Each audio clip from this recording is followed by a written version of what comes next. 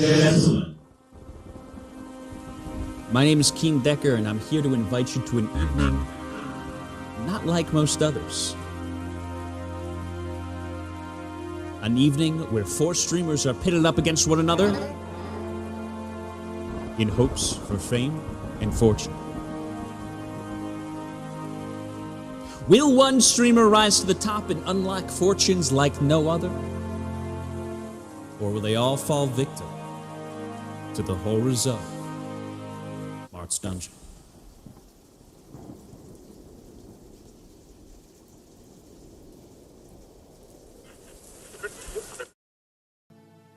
Hello, ladies, and why is my camera like slightly down from? At least finish Gentlemen, the opener. What it be? What it do? It's your boy Keen Decker back at it again here with. Oh my God, that's bright. That light's really bright. Okay, there we go. Man, he is so Turn that bad down at a this.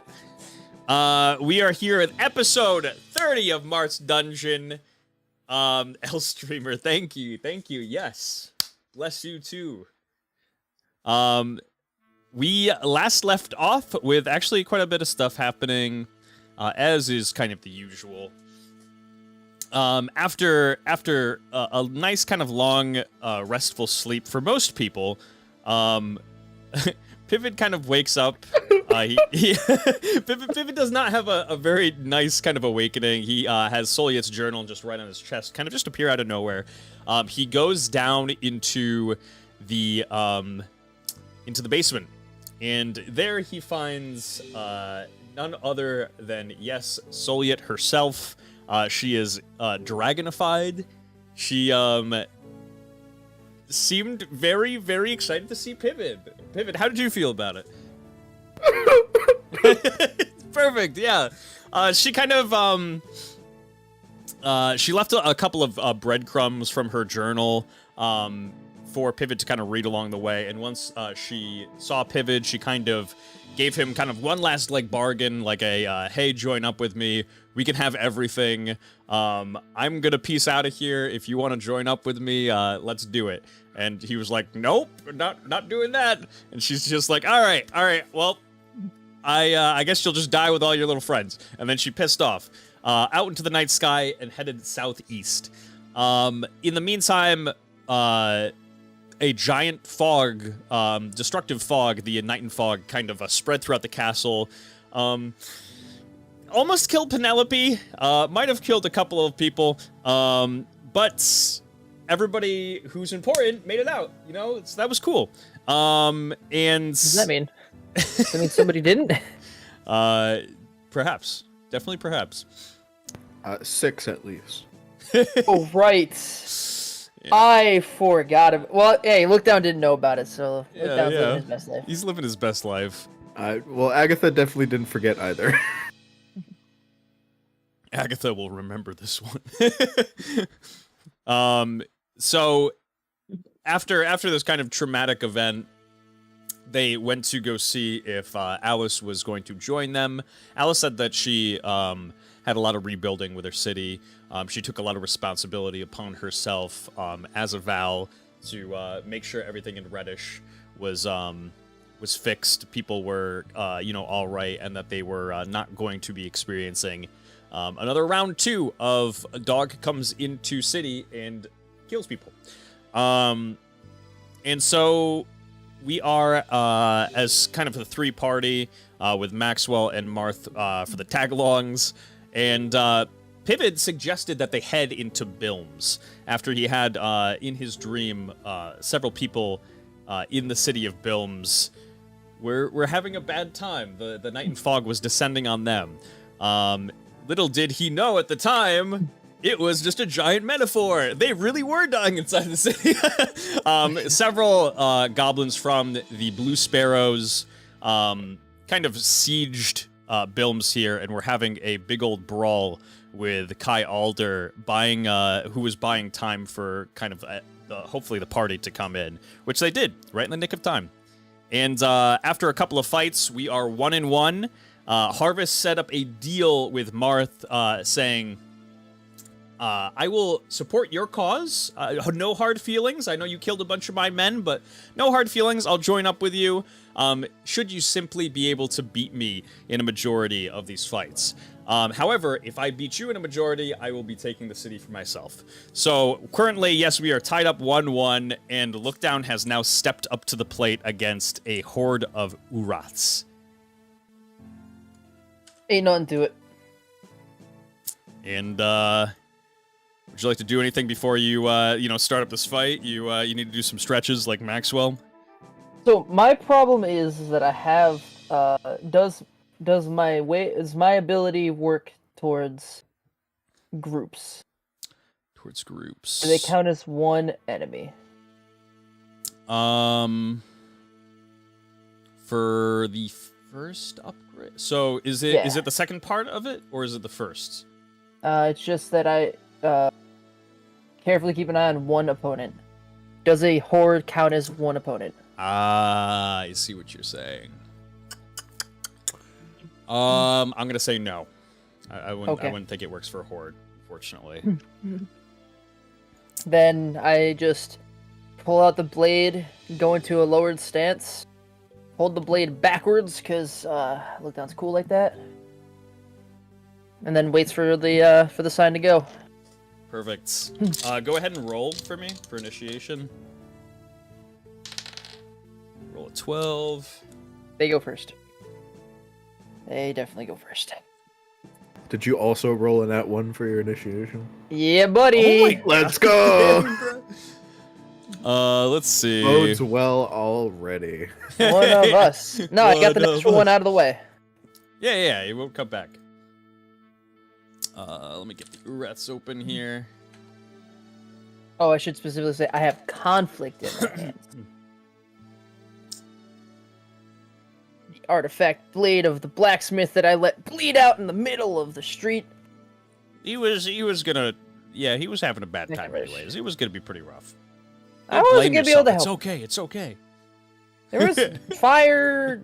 We were splitting up. All right, so let me set Trying to the make the right music here. choices.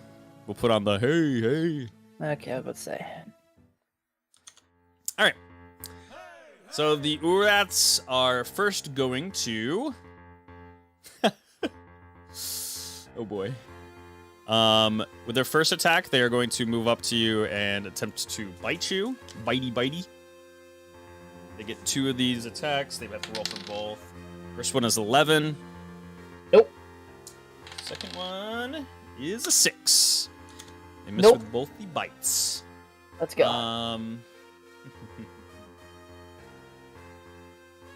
And you have you are wearing armor, yes? Yes. Okay. Because Tem's able to remake it for me. What an absolute turly Chad. They are going to use Biolithic, with a B-I-L-E. I was gonna say, how was that spelled? The Urath fires a projectile of bile at a target, coating it if hit. They gain +2 on this hit. If this hits, they gain some advantages. They roll altogether a 13. Son of a bitch. Just hits. Urath will gain +2 to hits and +2 to observation checks against the target as long as they're coated. So they use that. No damage dealt. And then they are going to use... Oh, no.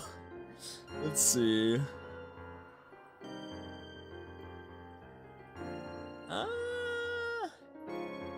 They're going to...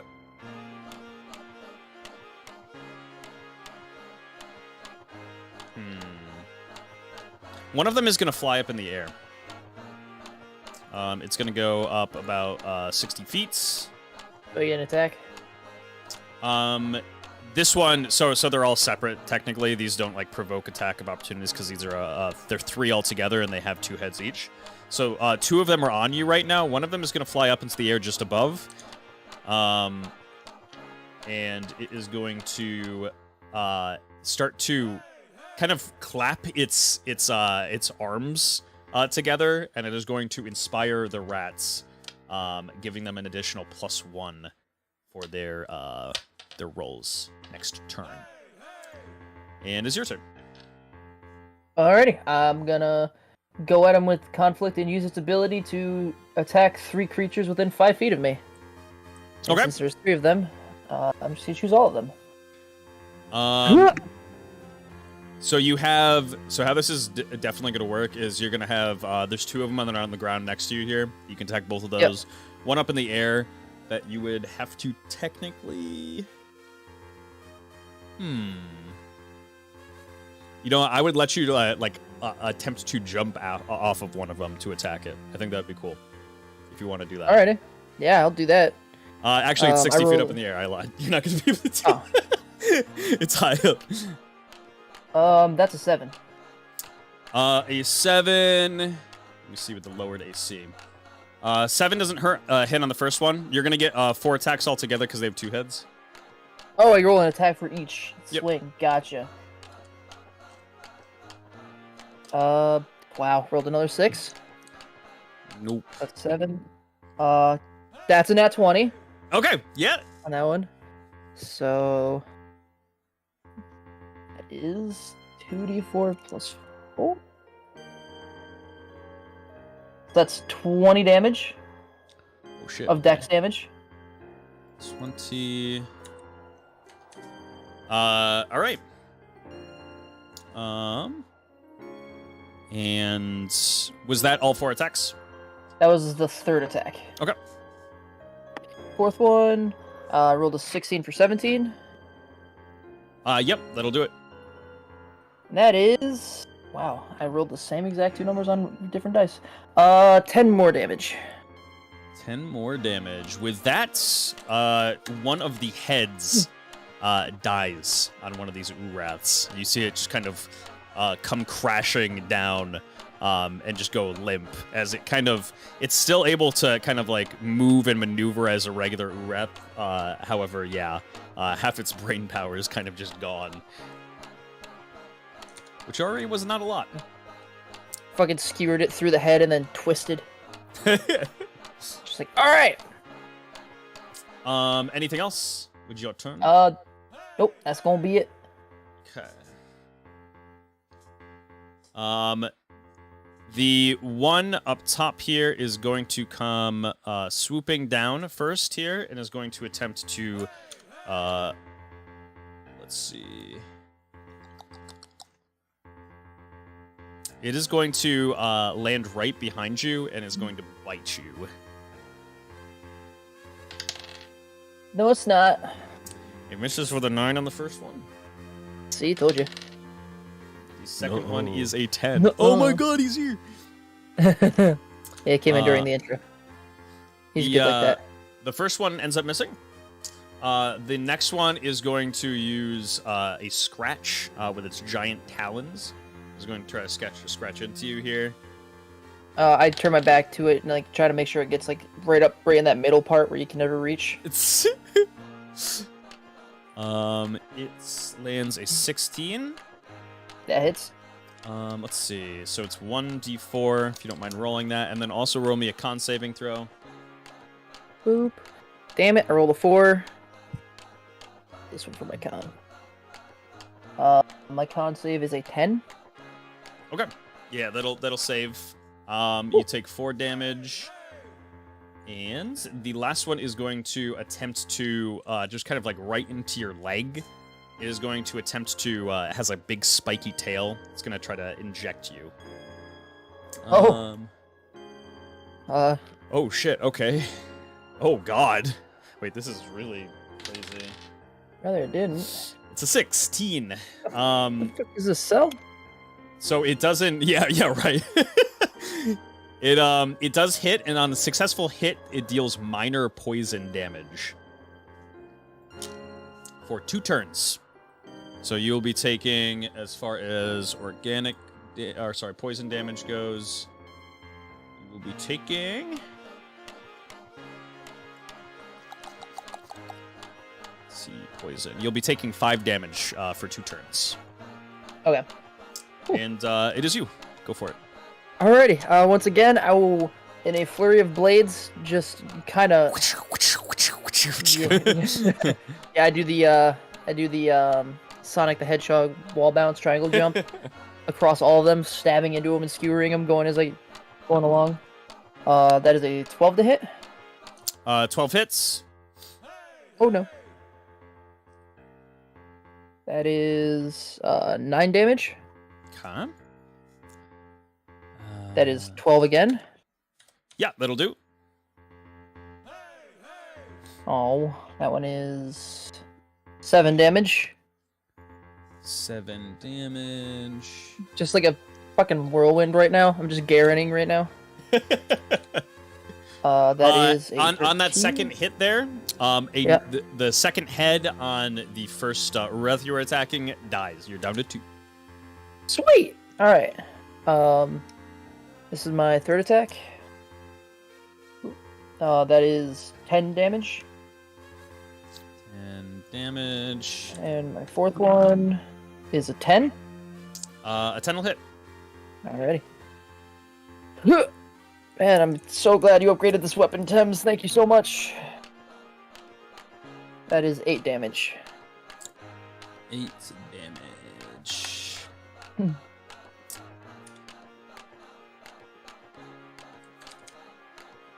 Okay. And I take 5, right? Yeah, you take 5 at the start of your turn. Alrighty. Alright. So, first one, they're going to kind of just like... Ooh, actually, I think the first one is going to attempt to grab you here. Look down, give me an agility saving throw. You got it, Captain.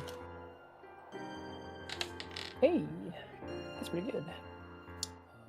That is a 19. Ooh, just barely, actually. All right, perfect. So, yeah, that'll do. It misses you with the grab. The second one is going to attempt to bite you. Trying to grab me with the talons, and I'm already ducking and dodging and weaving. I'm already on the move. And there's an 18 to hit. That definitely hits. Roll for me a d4 and then a d4. Alright, so the first one is a 4. Second one is a 3. Okay, so you're going to be taking 4 dexterity damage and 3 acid damage. Does those both hit the armor first? Yep. Okay. So 4 and 3. The armor is absolutely fucked again. The acid just melts the straps away and it just falls off me. It's doing exactly what it needs to, though. That's perfect. And it is your turn. Take the 5 tick. Yep. And in case you're wondering, yes, I did do the 5 poison damage to my HP, not to my armor. Hey. Hey. Alright. This time he's gonna do 4 thrusties. Except they are not at all elegant how you would think they would be. That is a 16. 16, yep. 8 damage. Damage on the first. Another head dies. Let's go. Ooh, 7. 18. 18 will hit. That is minimum damage. 6 damage. Okay. And last swing. Wow, 6 is in... Oh, that's a 7. 7 does not. Alrighty. Hit! And anything else with your turn? Nope. Okay, perfect. The Urath, in desperation, is once again going to try to grab a hold of you. Give me an agility saving throw. Oh, shit. Maybe? 14. 22. Yeah, you are just kind of... It keeps trying to grab onto you with its talons, but you were just kind of like dipping and dodging. This new sword that you kind of have at your disposal is... it's definitely making you feel like really good. And yeah, it misses you with the grab. They are going to attempt to skewer you again. Let's see if it hits. It is a nat 1, and these things are level. It does not get any modifiers, just to give you an idea. So Gotcha. it is able to be crit next turn on all fronts. Give it to me.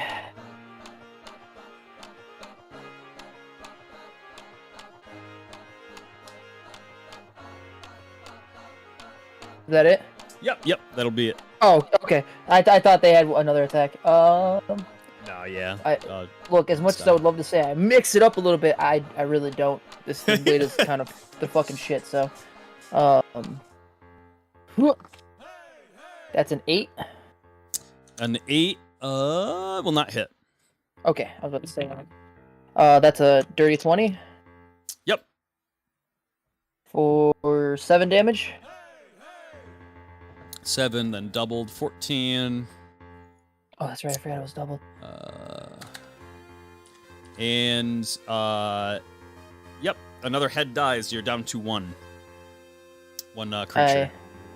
As I slice down the chest of that one, I just turn my head to look at the last one and then lunge at it, just stab it through one of its eyes. All right, go and for that it. Is a 17 to hit. 17 will hit. Yep. That is 9 damage, so 18. 18. It is down to 1 head. You kind of just, brutalize that poor head. All right, sweet. So that blade goes straight through the freaking eye, and then that is an 11. 11 will hit. Then hit. Oh, almost max. 22 damage. Your As I opponent fucking is just- at your mercy. Choose their pitiful fate. So with the blade skewered through their buddy's eye, the other head I assume turns to look at me. I rip the sword out of the, still in the eye, rip it sideways, and then catch it in its open mouth as it tries to bite at me, and just go right on through to through the back of the head. The top half just comes lopping off. Ooh! And the creature kind of just it spurts blood out of the neck as it kind of just like a snake flops down to the ground. And that is the fight. And then afterward, look down. Instead of looking at the people that the creatures he has defeated, he just kind of looks at his blade and just kind of twirls it in his hand, just kind of confused about how he's able to fucking do this. Because it just all came so natural to him. He's just like, why can't I do this now? And just kind of stands there. And Maxwell, very excitedly just, runs up to him. He's like, yeah, buddy, let's go! I mean, not as good as me, but, pretty well done.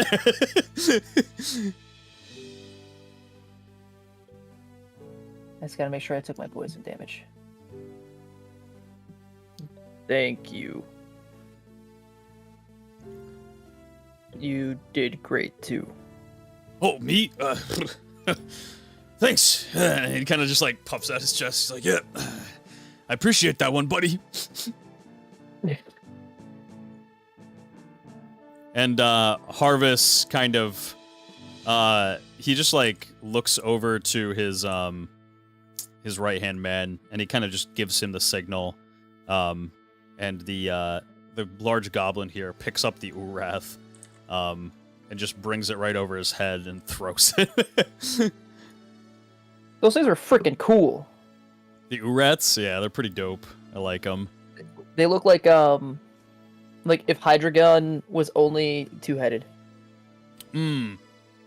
It's kind of what my brain thought of. Yeah, they're in the middle of pretty, but also kind of horrifying. They just look great. I just think they look neat is all. They look pretty cool. And as this is kind of as the fight comes to an end, a man kind of just like approaches the fence very cautiously and tries to get your attention, Thames. He goes, hello, psst, you, hello. You better make it quick. I have a fight to take. Yes, well, how are things going over there? Can you not see? No, I'm a bit blocked off here. 2-1. Our favor. Oh, goodness. Very, very good. So, quite fortunate. Yes, well, good luck in your fight. Ominous. What the fuck is that guy? Yeah, then I will approach the second in command. Perfect. You step up here, and Harvest sees you approach, and he gets like a big smile on his face, and he says, Arganto, have fun with this one. Try not to make it too quick. And Harganto kind of just brutishly just... he's pretty hulking. He kind of walks up to you, and he spits on his hand, and he goes to give you a handshake. I don't take it. And as kind of like a denial to the custom, like he turns around to Harvest, and Harvest just like kind of just waves him off. He's like, no, just Harvest, start the fight. And Harganto says, you heard the boss. Start the fight. I'll kind of move forward, just so I'm like not in the crowd of people. Yeah, let me back up the crowd a little bit here. After a minute, will be like, oh, right, and then back up. and Maxwell will kind of just like do the same, just like, oh, shoot.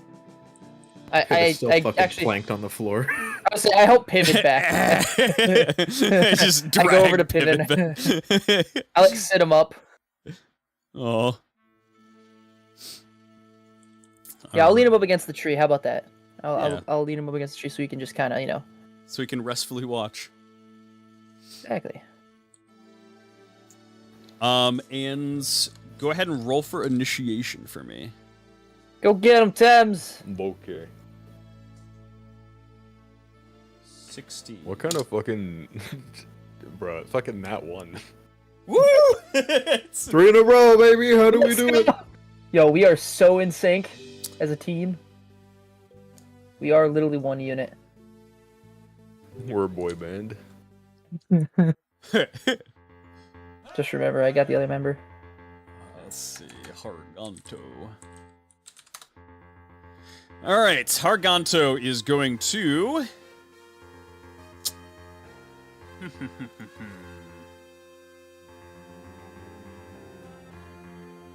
Harganto is going to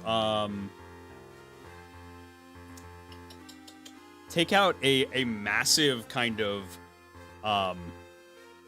it's very whip-like in nature, and it just is all just chains made out of iron, and he is going to attempt to pelt you with it. That is I think it's a dirty 20. Hits. This is 2d6 plus 1. 5, 6 damage, 6 strength damage. Okay. And then as So- a... Oh, sorry, go ahead. So normal damage for me then, since it's resisted but also doubled. Yep. And then as a bonus action, he is going to use Sucker Punch. He kind of just throws the chain at you and slashes you with it, and then he's going to bring an uppercut, an attempt to just kind of hit it right into your chest. And that is a 9. That hits. Let's see. 1d6. 3 strength, rather. Okay. And that'll be his turn. Okay, I would like to disarm him. Okay. Whoo! All right. Except he means literally just get rid of his arm. Oh God. I want to take his arm. Let's see. So, what are you equipped with right now? For like a weapon? I have a bill hook. That's it. So,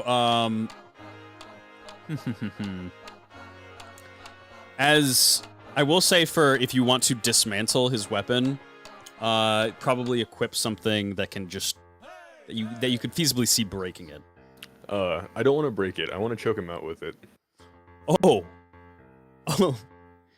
Okay. What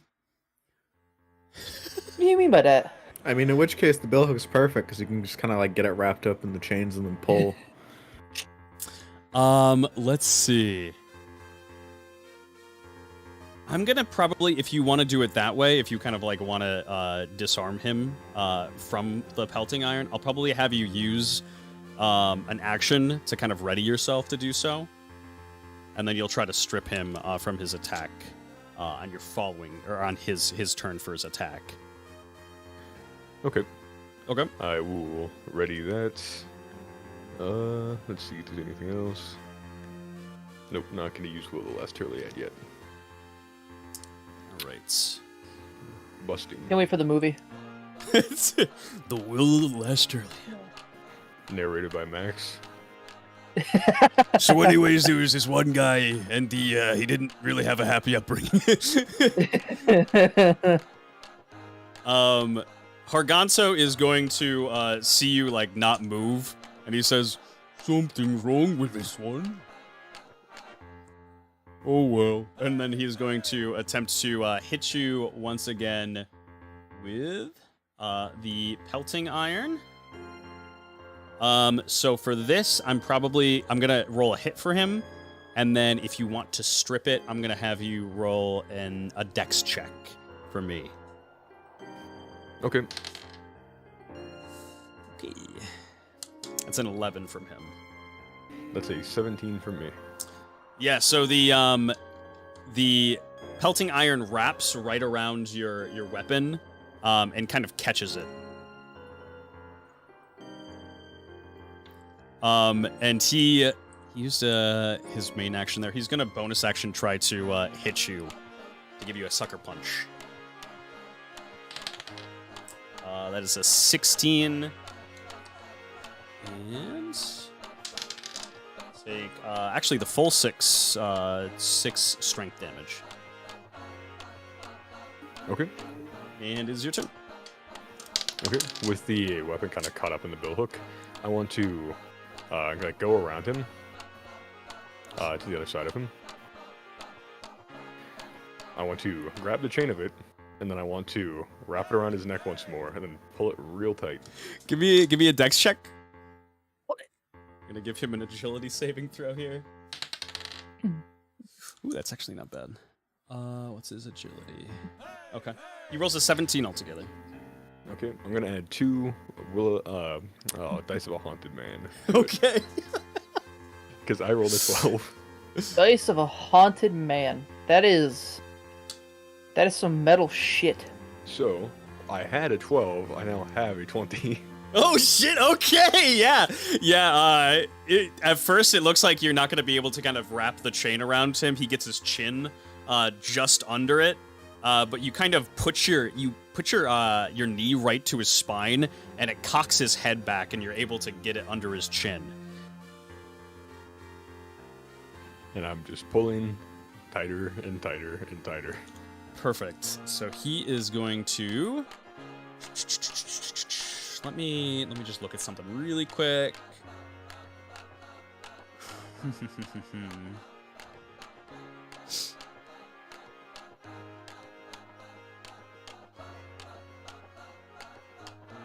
So you're gonna start working on suffocation.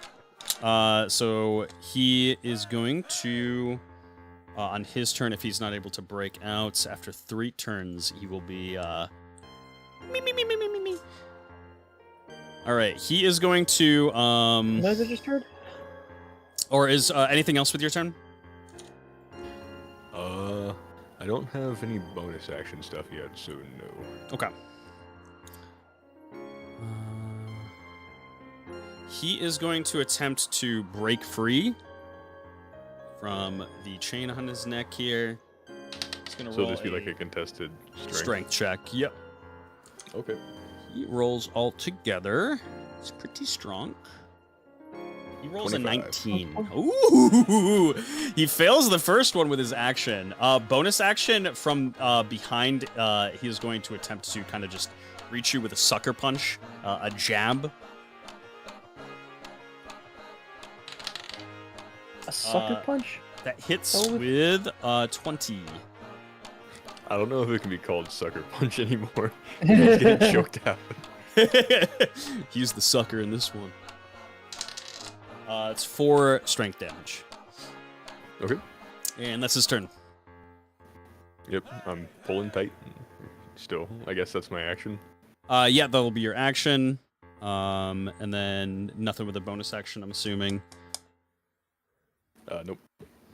Sorry, can you repeat what his damage was? It was... I actually don't remember. I think it was like 4 strength damage. Okay, that works.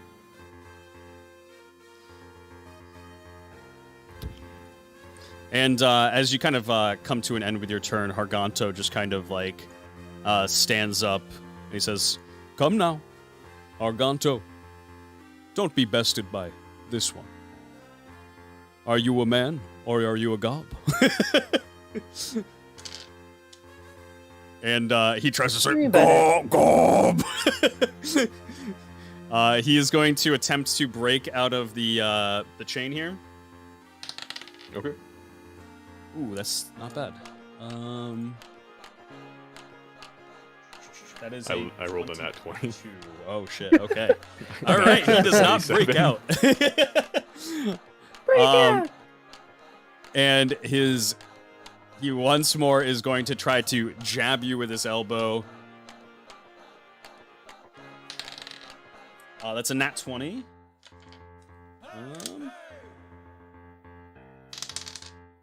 And that is max damage. He hits you with a 12. 12 strength damage. It made us get through this armor. And, yep, back to you. I'm assuming a little bit more choky. Yep. it's as tight as ever. Like, it's slightly indented into his neck now. Like, it is not pleasant for him. Yeah, he started to very much so run out of steam here. He's choking pretty heavily. And Choker. for his final attempt to break through. Okay. It's a 17 altogether.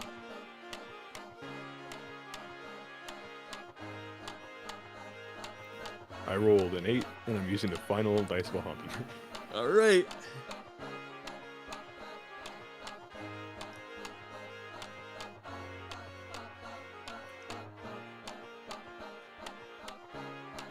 That is a fucking 18.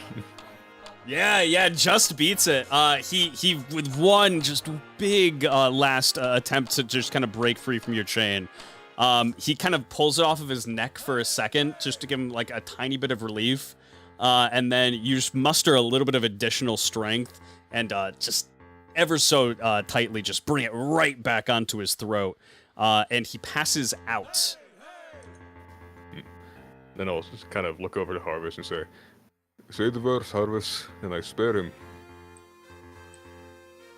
And Harvest, he kind of just like looks to all his dead men, and says, "Enough bloodshed today? Sure. Please spare." Very well. And I'll unwrap the chain.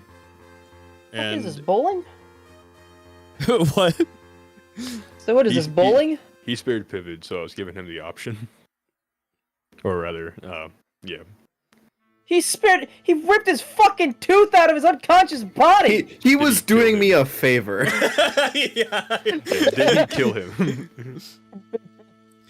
Yeah, you kind of let Harganto down. He slumps down to the floor with a giant crash. And he kind of approaches you and he says, "Well met." And he kind of just like looks at Harganto and he says, "No one best Harganto in muscle. Quite special foe." Interesting chain. And I'll kind of just take the chain and say, "Does he need this for his fighting style?" And Harvest like looks at Harganto and he says, "Normally just choke people out. No." Then I will be taking this with me. And he nods and he says, "As thank you for letting him live." It is paid back for you letting our sorcerer live. Then I'll walk to, up or into the north. All right, and cheers, applause, and uproarious yeah. cacophony of the citizens. The citizens very kind of excitedly have been just kind of like on edge, just grabbing a hold of the fence and trying to get as good of an angle as possible in the fight.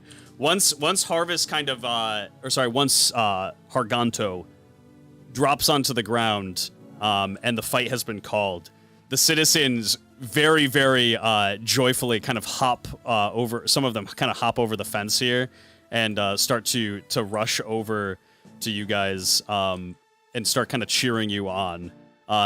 These kind of fell goblins are like really, really enamored with Thames. They're like, "Oh my god, that's Thames! That's Thames right there!"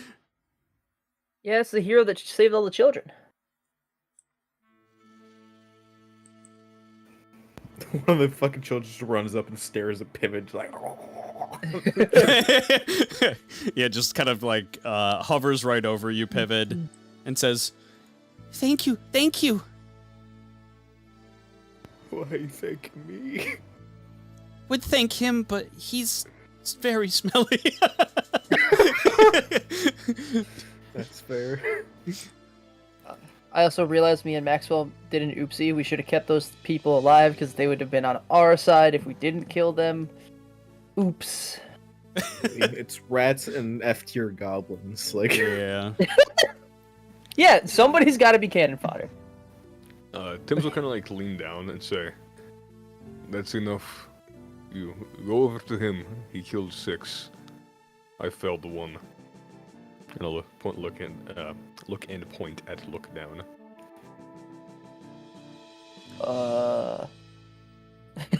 And the kids kind of like swarm around you and said, "Yeah, how did you do that? Like, you were all over the place. You were like faster than light." Honest, I don't know.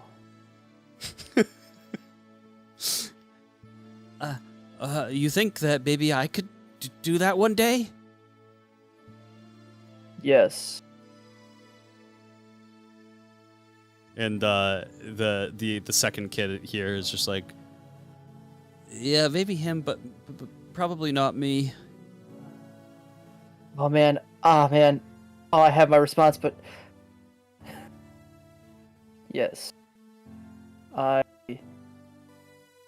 just was able to today. And this one kind of looks to the other kid and says, "See, this guy's like kind of old, and he's able to do it. You have a chance too. You're nice and young." And the kid kind of like looks at his hands and he's like, "Whoa, okay, yeah, I'll keep trying." never mind the fact they're a fell goblin and already through 1/3 of their life at this point. I'm not gonna lie, I really wanted to say not with that attitude, but I just... Not with that attitude, bitch.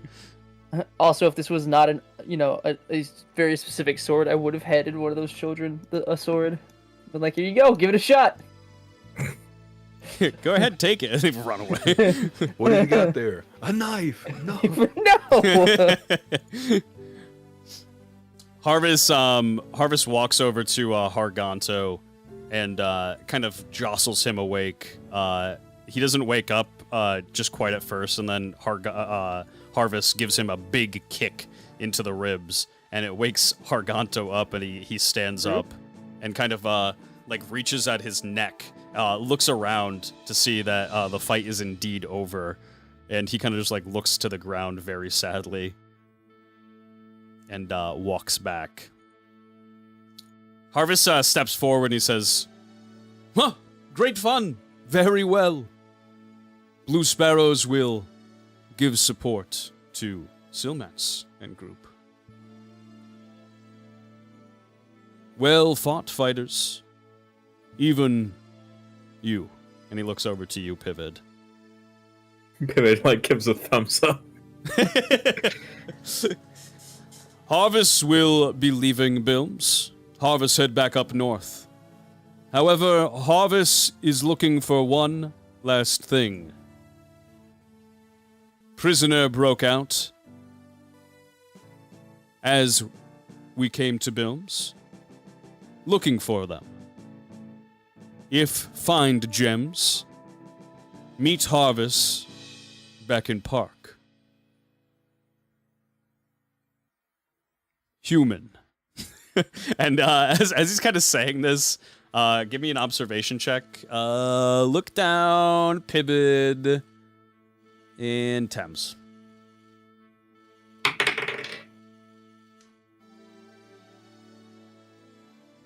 Oh, sick. A2. 13. I got a 10. Pivot, you kind of have just a pure line of sight to this.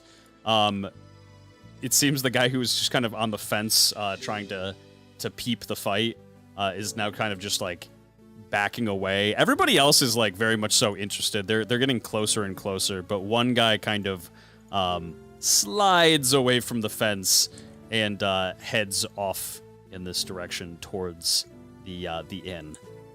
Looking at what he was wearing, what did it seem like he had? He was wearing green colors. Very much so, indicating that he was definitely wearing mech-like colors. I can't even brush around it. Yeah.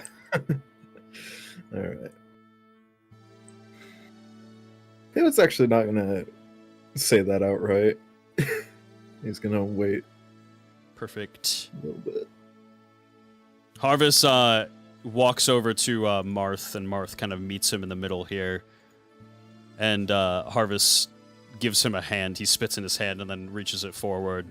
And Marth, after a second, he's just like, and he spits in his hand, reaches it towards him, and they shake. It's a pleasure to have you working with us. Thank you. Harvest, man of his word. However, throw Harvest and men feast tonight. Need to eat good after fighting all day. Thought perhaps have to murder everyone in Bilms, but not case anymore.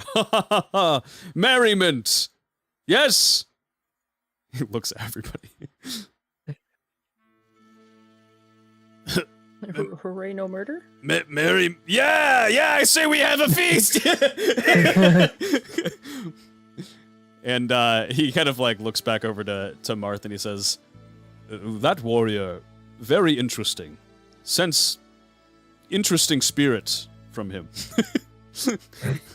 Bit coward." Warrior spirit. Yeah, Max gets like really excited. Oh, it's my warrior, so he's like a bit of a coward. And Max like just kind of like, oh, steps back. And Marth nods his head and says, "I think a feast would be in order, a celebration. We will talk over everything tonight, but let's have a feast at the at Belmont's place, just up into the to the north side of town here. We'll meet there at sundown. What think, men? A feast! Feast for ages! Been eating on road." And he turns back to Marth. Not good eating. Scraps. Not even Crow would eat. Well, we will definitely be able to feed you something worthwhile tonight. Everything that you would like to drink as well. And Harvest like gets like a really, really eager grin, and he's like on his face, and he says, "Ooh, careful what make promise. Goblins drink much." And he turns around and says, "Come, men, we wait." And they kind of just start congregating here. Let me grab all the goblins. These guys are being here by now. They start kind of congregating, and they set up a campfire in the middle of the park here. They start like cutting down like a couple of trees and getting firewood, and like dragging it and making like a fire in the middle of the town. No, not the park trees. Does one of them have a sit? Does one of them have a sit? No, none of them take a sit on the rock, unfortunately. Uncultured Are they even swine. Yeah, clearly they don't know what the fuck they're doing. Fucking goblins, man. Unbelievable. Goblins will see a sign that says take a sit, and they won't take a sit. That's just the tip of No sit! creatures there. And Marth kind of turns back around and gives like one of those. He's been keeping like this kind of face on pretty much the entire time here, and then like drops it and gives like a very relieved expression. It's like, oh, finally, he's not constipated. Thank goodness. He doesn't have a stick up his ass. No, that's still there. Yeah, it's just it's not turned off to the side. Yeah, a little bit of relief. David's gonna spend his last spell point to heal himself. Perfect. I'm gonna walk over to Pivot. No, kind of just look and say, "Are you feeling better?" It's been a while since I got my ass beat so thoroughly. It seems like it was an unfortunate matchup. To say the least. He's gonna like very shakily stand up. Alright.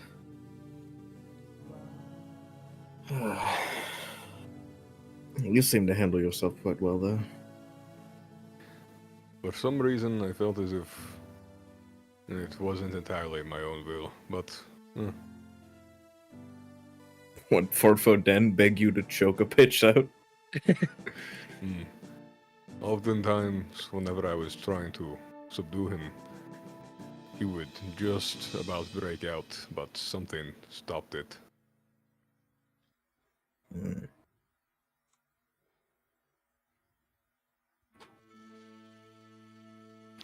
But he is an asset. I did not want to kill him, but to be quite honest, I just wanted to hear Harvest say that I had to spare him. Fair enough.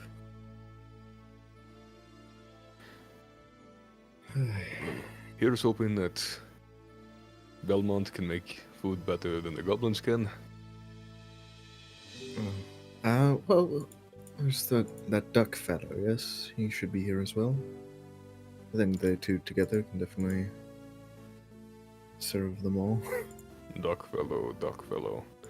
You mean the one that gave Penelope coffee?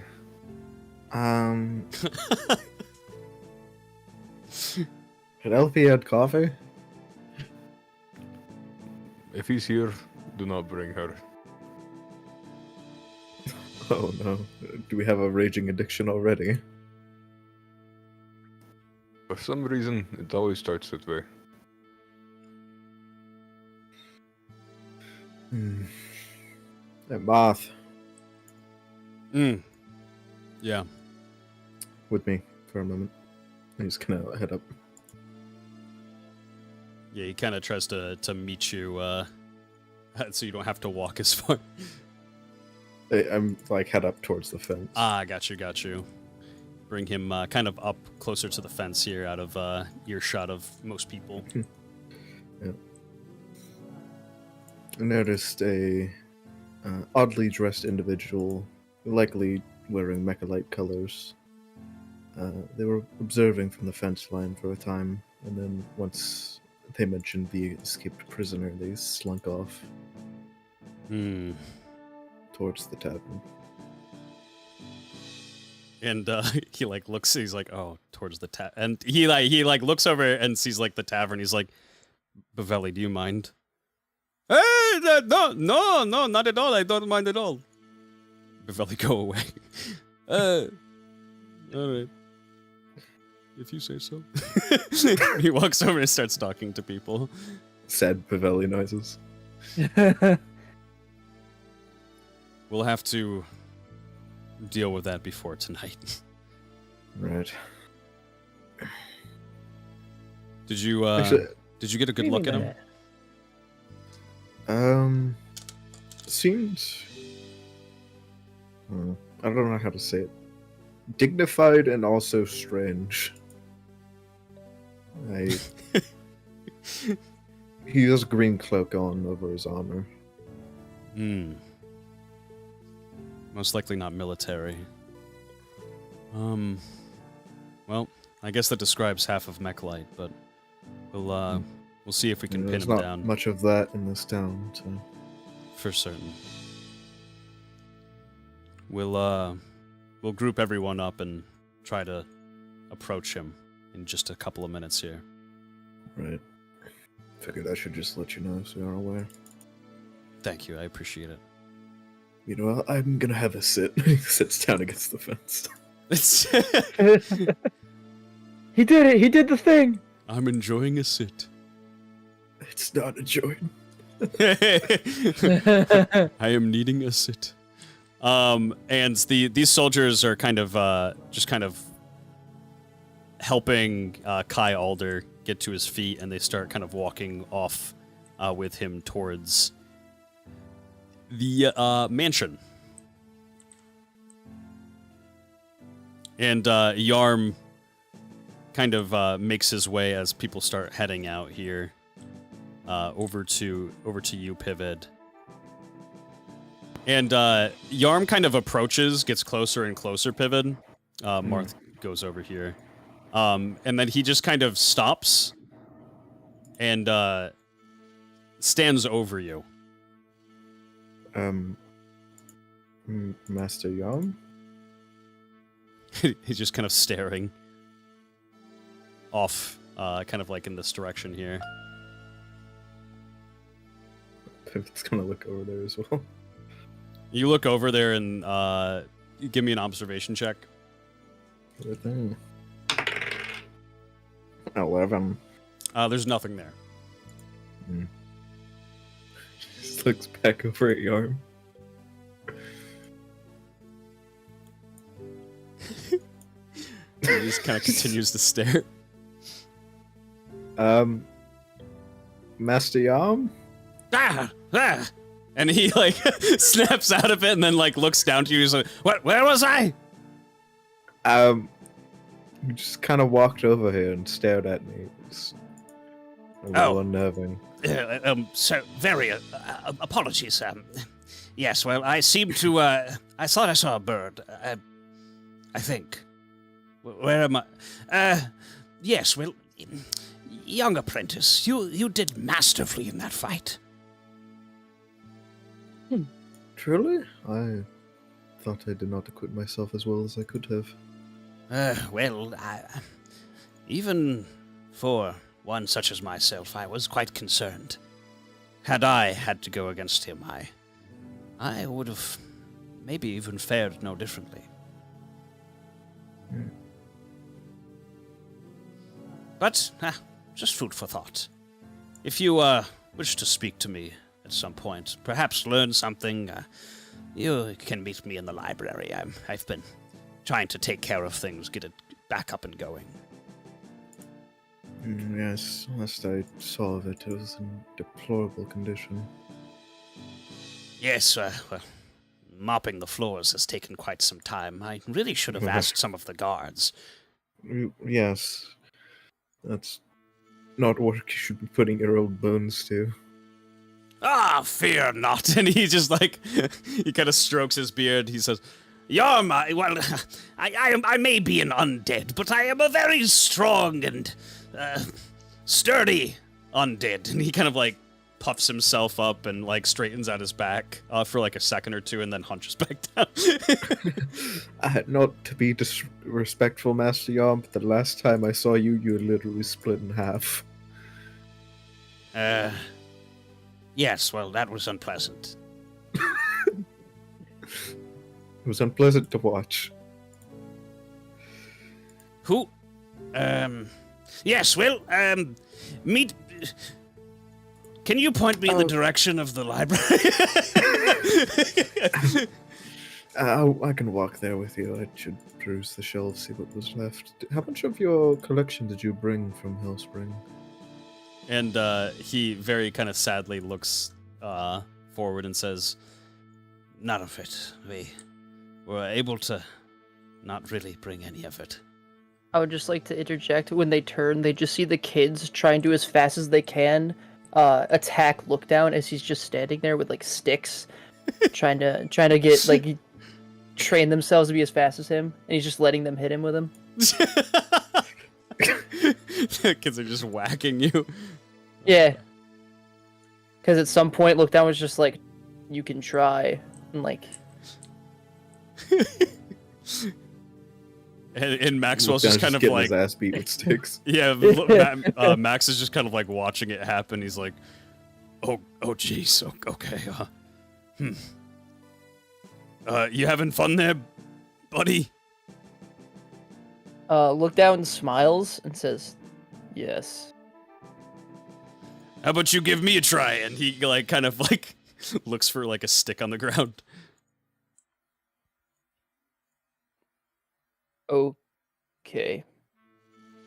And he goes to grab like a stick, and he is going to like wink at you, look down, and then he's going to use a little extra oomph. Say this literally means nothing to me. That wink means nothing. And he nat 20s the agility saving throw, but he purposefully throws himself off balance and flings the twig up against the fence here, and he falls to the ground. He's like, "Oh man, see, you kids are already way better than me. Sheesh." And they kind of just laugh at him. Was good try. Thanks. Maybe someday I'll be good enough to be able to do that. But and he turns his back. But not today. You kids keep at it. If you want to be a hero like this guy.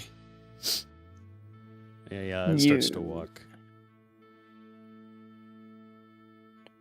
Lookdown just looks very confused as he walks away and just says, "He have strength, not speed."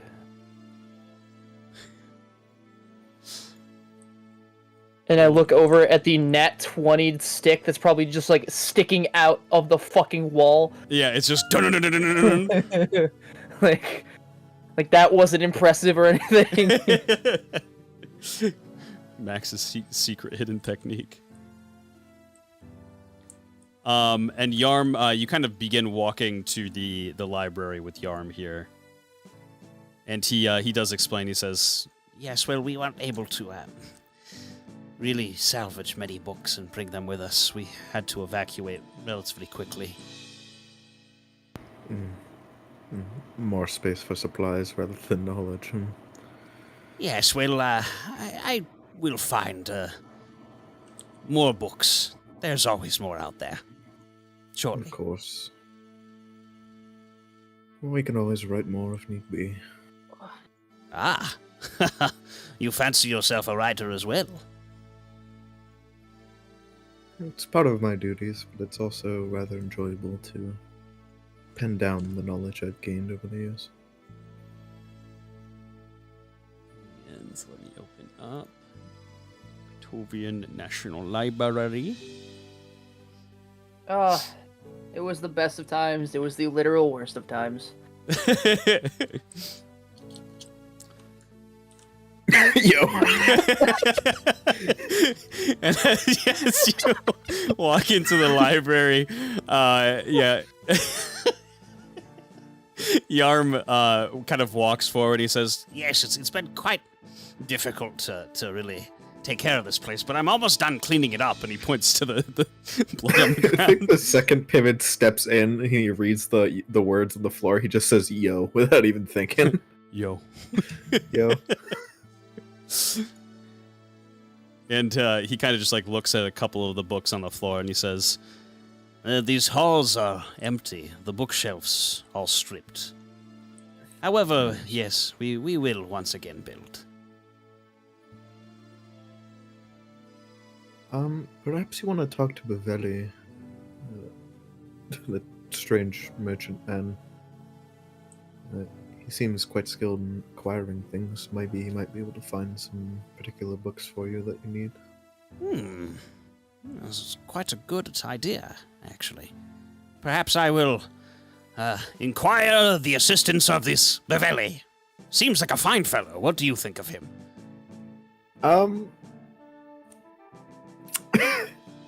He's an agreeable person. He's very strangely sticky fingers. Agreeable? Agreeable? Fuck that guy. I mean, as long as you've got the gold for it, he's happy to give you product. Uh-huh. He certainly is. Josh has not let the knife thing go. No! I never will! That was some bullshit! Oh my goodness. And Yarm kind of smiles. He says, Yes, well, as long as he doesn't have sticky fingers when I go to make deals with him, I think I'll be okay. I hate sticky things. Oh.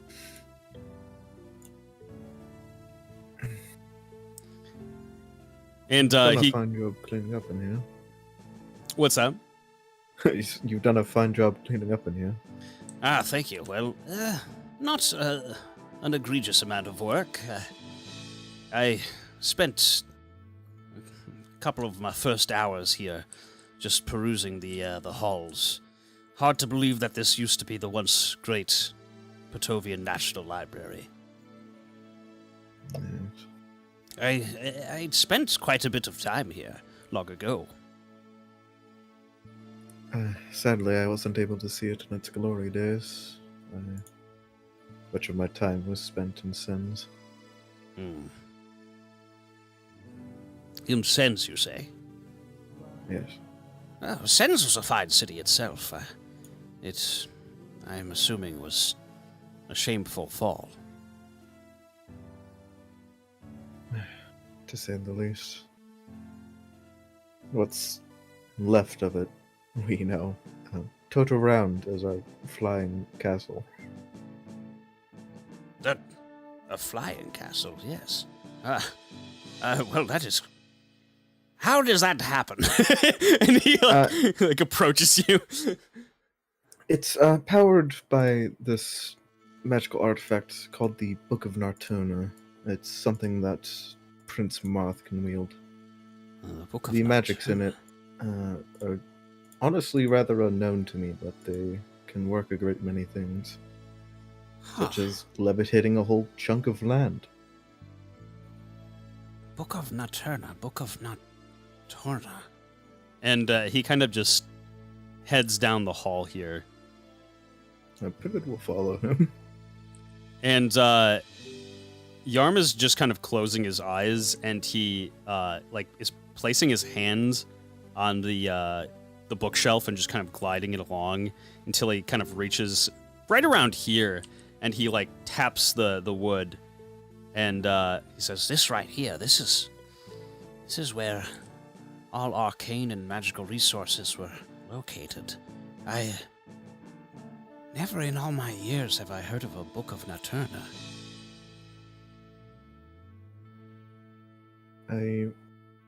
Pivot's like gonna step up next to him and also look at the shelf. I think it was some manner of either like recent creation or perhaps a chaos artifact that was hidden away. It's powered by chaos energy. Chaos. Yes, great things can be accomplished through chaos, indeed. In fact, undead themselves are a shining example, I say. Surely, I had not known. Yes, from the Harrowmane Isles. Chaos born the undead. And And he kind of like, it's just babbling over his words a little bit. He's like, I shamefully have to say, I can't keep this ruse up any longer. and he kind of drops form and he shows you that he's a Doppler. He says, I'm not undead, apprentice. Oh, you're a Doppler. Huh.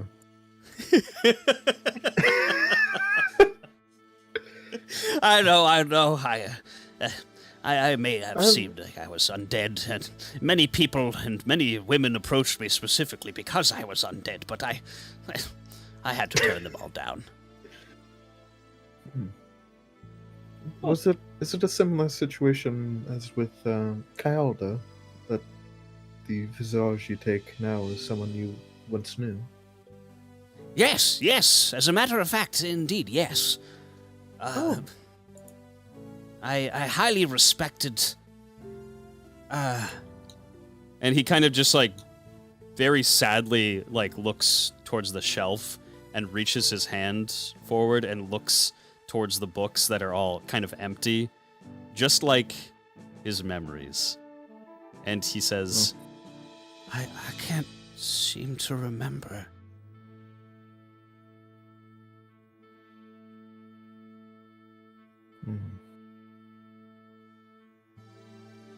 Do you remember anything about the man?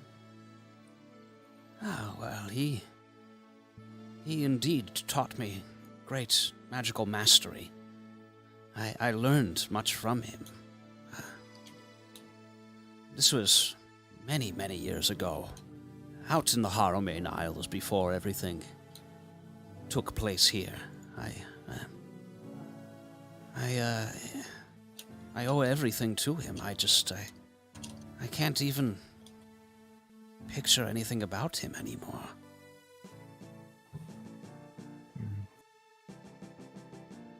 Do you know if he still lives? Perhaps we could find him and speak to him one day. Well, yes, I would think so. An undead can live for quite a long time. If you see anybody with this face, and he kind of just like shows you the face, he says, then please, I would love to speak to my master again. Of course. If I encounter such a man, I will try to establish a link via Lavinium if I cannot bring him here. Oh, a glorious session it would be. Hopefully proud of what Yarm has become. I think he would be. You're quite the master of fire magic. At least if what I've witnessed is anything to go by. And you saying that kind of, he was looking like he was, like a tear was coming to his eye with how anxious he was. And then he kind of sucks it up and he gets a smile on his face and he says, Oh, thank you, young apprentice. I very much so appreciate that. Anytime, Master Yarm. Would you like to attempt to learn something? I would love to if you have more to teach. Yes, let me... And he kind of thinks to himself. And let me open up Peach.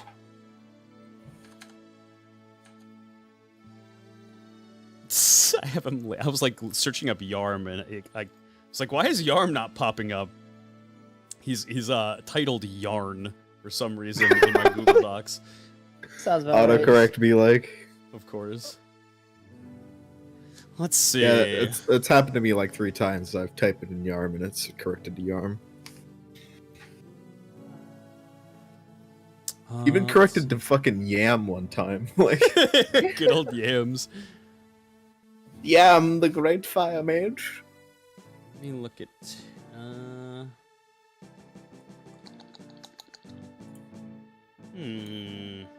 Ooh.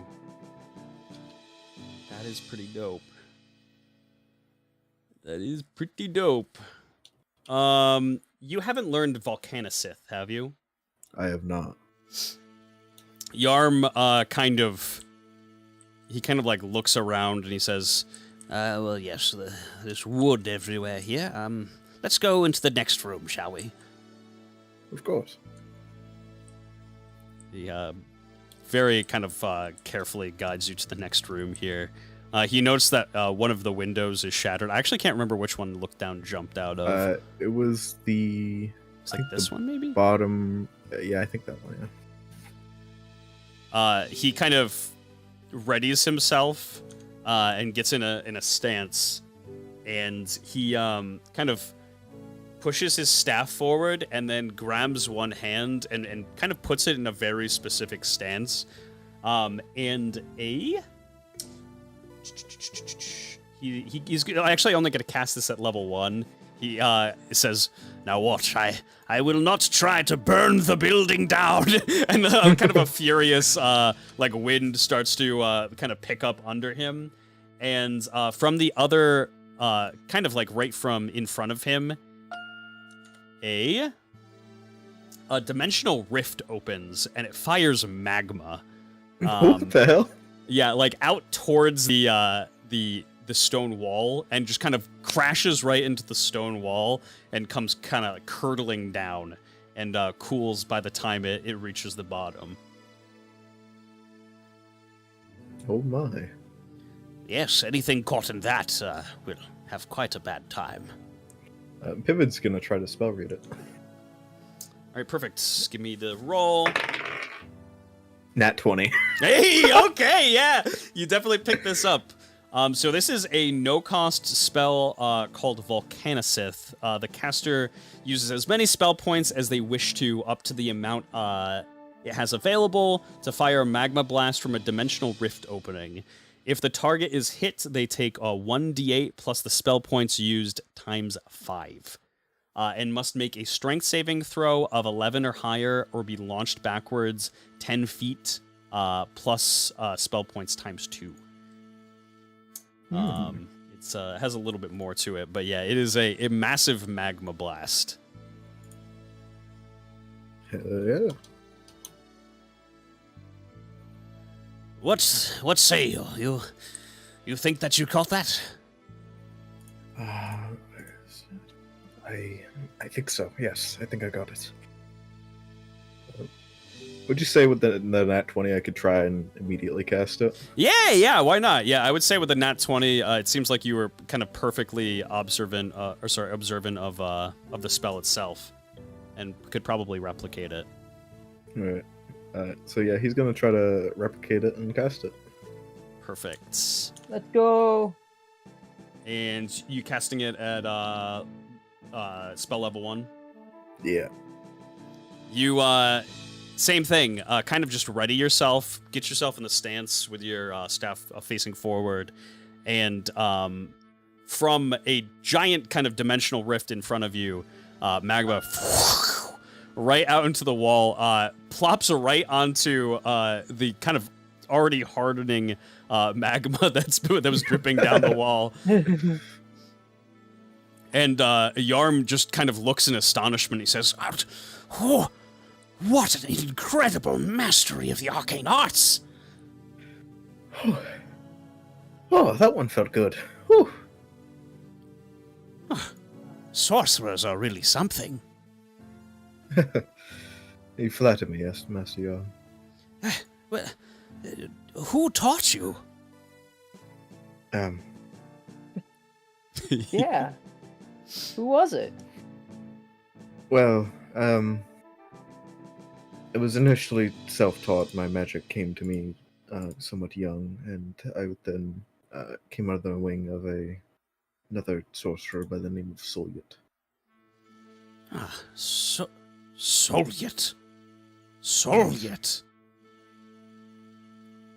Oh. It was unpleasant, to say the least. I can only imagine. But Soliet is world renowned. There is not a soul in, at least Mechalite in Petovia, perhaps even Trell, that does not know of her. She is feared. For good reason. I Studied under her for nearly 20 years. Learned much. Well, she never was much one for sharing. Some who have mastered all do not make great teachers.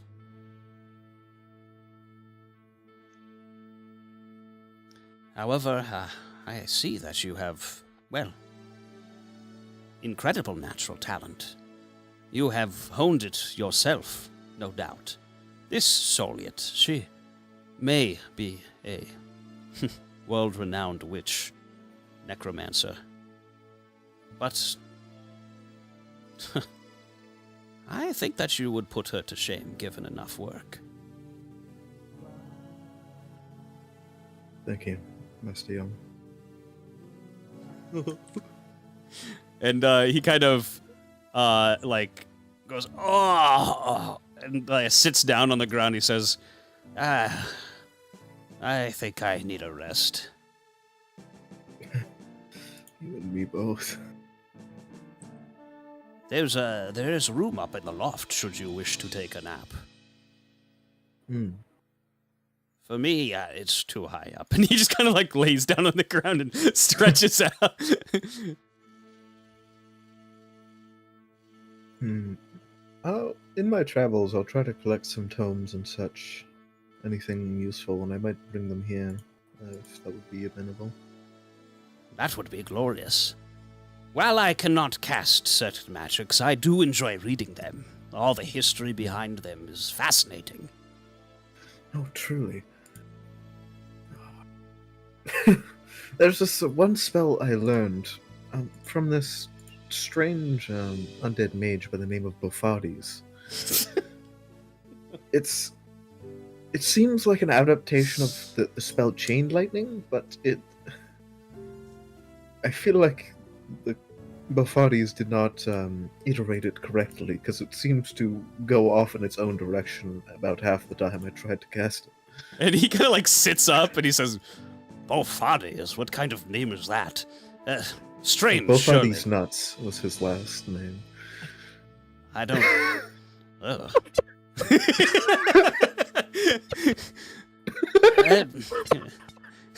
Could You you... just had a fucking cannon both of these nuts. You fucking...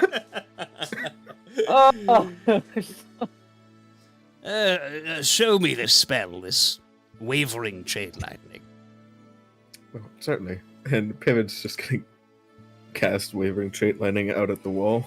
And let's see what this one does. Oh, it actually landed. That's 16. Yeah, even in your kind of landing right on target, it seems like, oh man, it's like taking the longest way around to get to the shortest possible point. Like, you could just go straight, but it's curving around just in a complete detour around where it kind of needs to be. And he kind of looks at it and he says, "Hodgepodge! A disgrace to magic!" Indeed.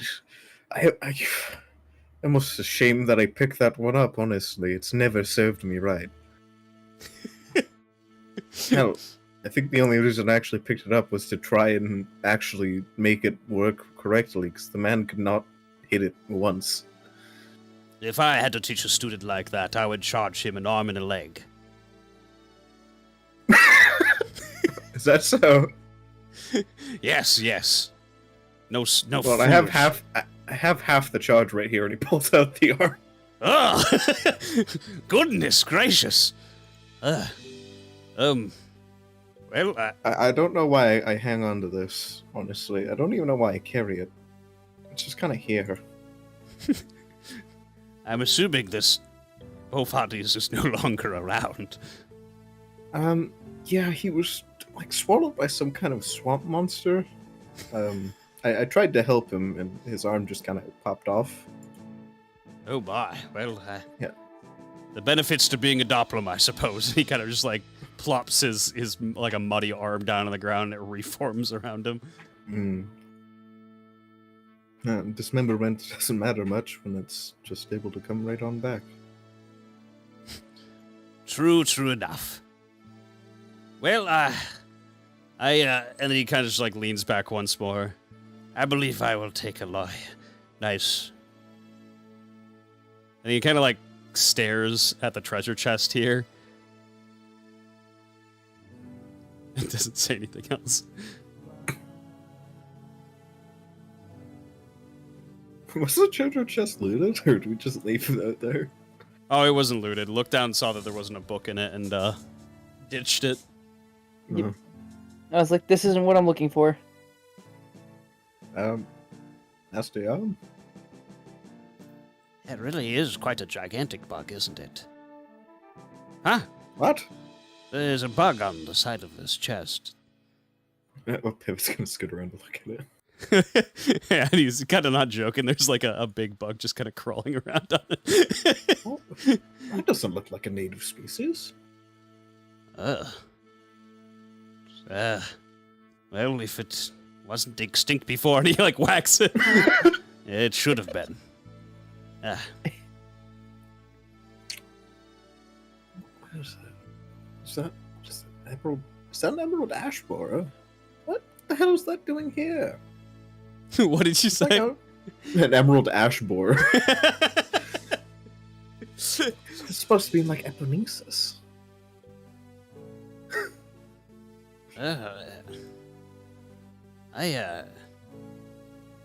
I'm quite baffled. He's just kind of like laying his head on the ground, and his eyes are just kind of like closing. Nice. I'll leave you to your rest, Master Yon. Me.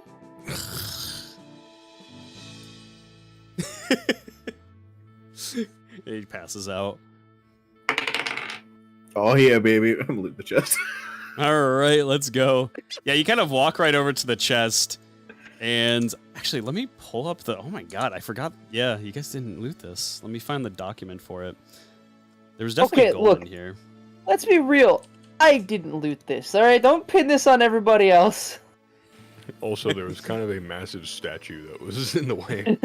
Yeah. I jumped. Oh yeah, there's a broken stained glass window also in the room. Yeah, and the broken iron grate. Oops, that's not You know, it. free iron there, Thames. You know, if you True. want it. Open. No, not open remote. Open document. Let's see. Films. Yeah, I rolled a will save to see if Pivot would loot it or not, and I rolled a nat 1, so... Give in to temptation. Loot goblin mode activate. In the Patovian National Library, in the chest. Let's see. Where is it?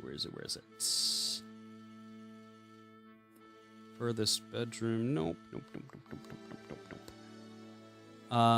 Chest. 145 gold. There was. Cool. I actually have money. Make up for all the money that Maxwell just lost. Oh, yeah. Didn't he lose like fucking 13 or something? Yeah, it was something pretty negligible because he's already very poor. Yeah, Pivot's gonna take the gold and just kind of close the chest. You just give it a... And, he's actually gonna head up to that loft that you mentioned. He's tired. let's see. Loft. Up. Not that one. This one. Yeah, you kind of come up here. There's like kind of like an old couch and like a cot, as well as like a little bedroll here. Pivot's just gonna plonk down the bedroll and... It's All right. Thames, is there anything that you would like to do in Bilms? I want to talk to Bavelli. Talk to Bilms. Makes one of us. I need something from him.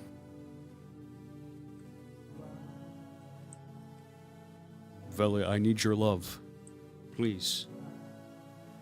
Yeah, that's exactly what Temps would say. Most tense thing I've ever heard in my life, actually. Load. I believe. There we go. Let's see. Kai Alder is off by now. All the citizens very, very happy. Some of them are kind of they've seen their fill and they're kind of like going back to their regular scheduled life. Yeah, these guys are just making their thing here. And you said you want to talk to the Bavelli? Yeah, question. Mm-hmm. Would a massive duel between an invading force and your defense force be considered worthy enough for a day off for the average Milm citizen? Or is it not a holiday?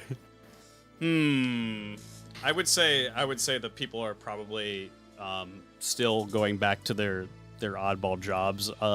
Some of their employees are probably excused, but the people that are working for themselves are probably all open still. That's just me being an ass. Then I'll go talk to Bavelli. You head off and over to Mr. Bavelli, and Bavelli is just kind of he was just talking to a couple of the citizens and then sees you approach, and he goes, "Oh, hello." Bavelli, I need a few things. If it's to do business with me, you wish to sell through me like you said before? Perhaps. But I need the materials right now. A lot of them. Ah, yes. What is it that you need? Do you have a lot of time?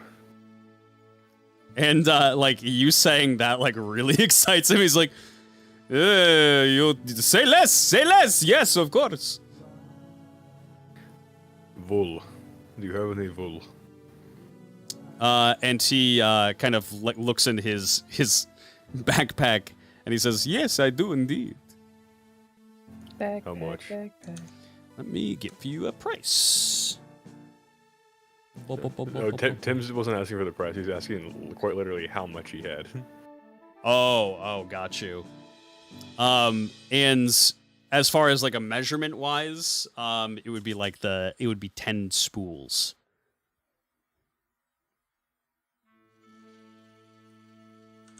So for the sake of for the castle, would that count as 10 wool? Yep.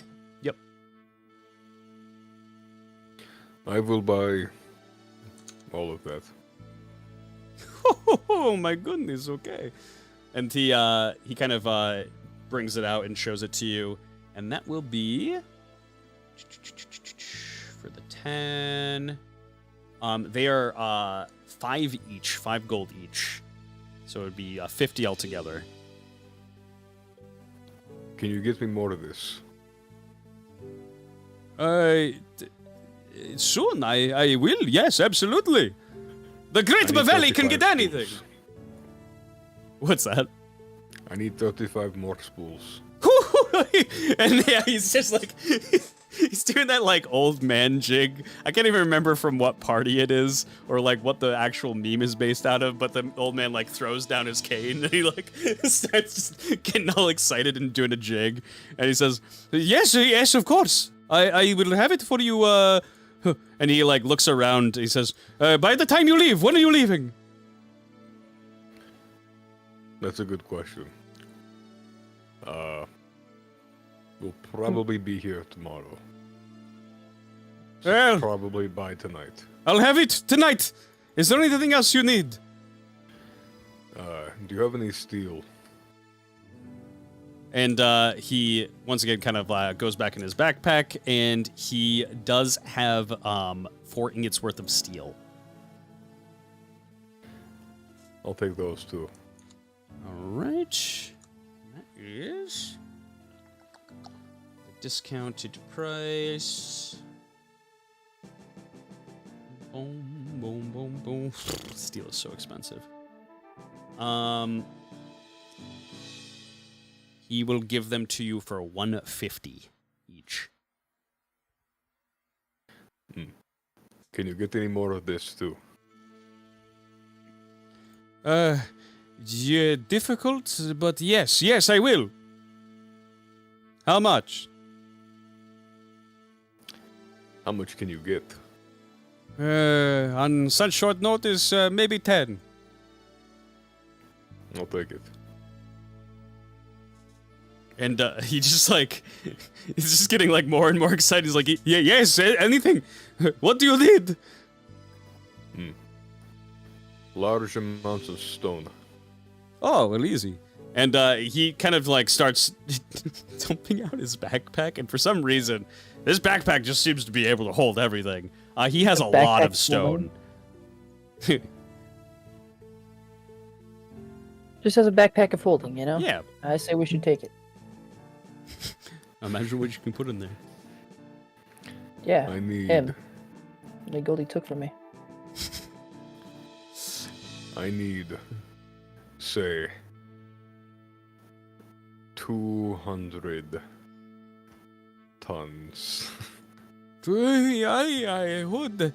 Do you want me to carve out a mountain for you? Yes, You said you yes. have a lot. It is a joke. Absolutely I will. Okay, then add that to my list. Do you have leather? Of course I have leather. I have quite a bit, and he has 20 scraps of leather. I'll take all of them. That is 3 each, 60 altogether. Okay, let me add that to the resource, and I'll pay for that.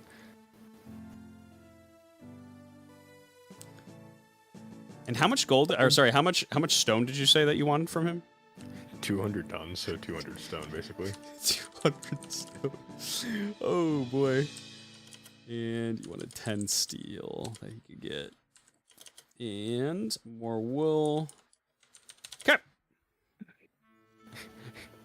And Tim's just like making sure that he is like, so he saw his attention, and then he'll go. And how much cloth do you have?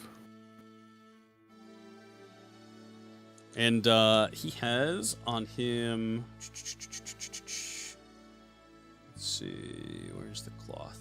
He actually doesn't have any cloth on him. While you're doing the other things, I can get some cloth too. Yes, yes, I will. How much cloth? Tim's gonna like mull it over for a second and go. I will need 25 square feet. 25 square feet. Okay. Do you have any wood? He's still going. He has 15 wood on him. I don't need more immediately, but if you could have more by the time that I see you again, that would be appreciated. But I will take what you have. For the wood, 15, it's 35, and then 15, so it would be,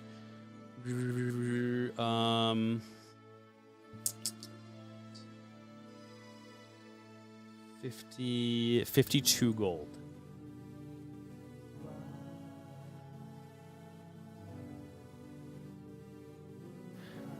Deal. Copper. Oh, if you want copper, just ask one of these folks. Beverly doesn't carry that. No ingot? No copper. I see. Blue paint. Blue. My goodness, can you believe? And he's like trying to talk to like the people that are around. He's like, "This is the most exciting day of my life." Blue paint. Let me see. And he starts kind of just digging through things. He says, "No blue paint. I can get it though." Okay, I'll take that. Some blue. At least 10 buckets. Okay.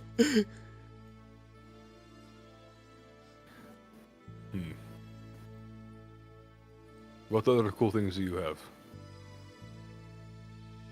And he kind of like sadly looks to you and he says, as far as the cool things go, I may have sold them off.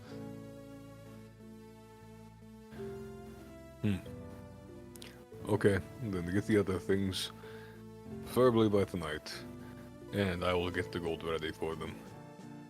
Save the steel, I don't have the gold on me, but I will have it when you bring it.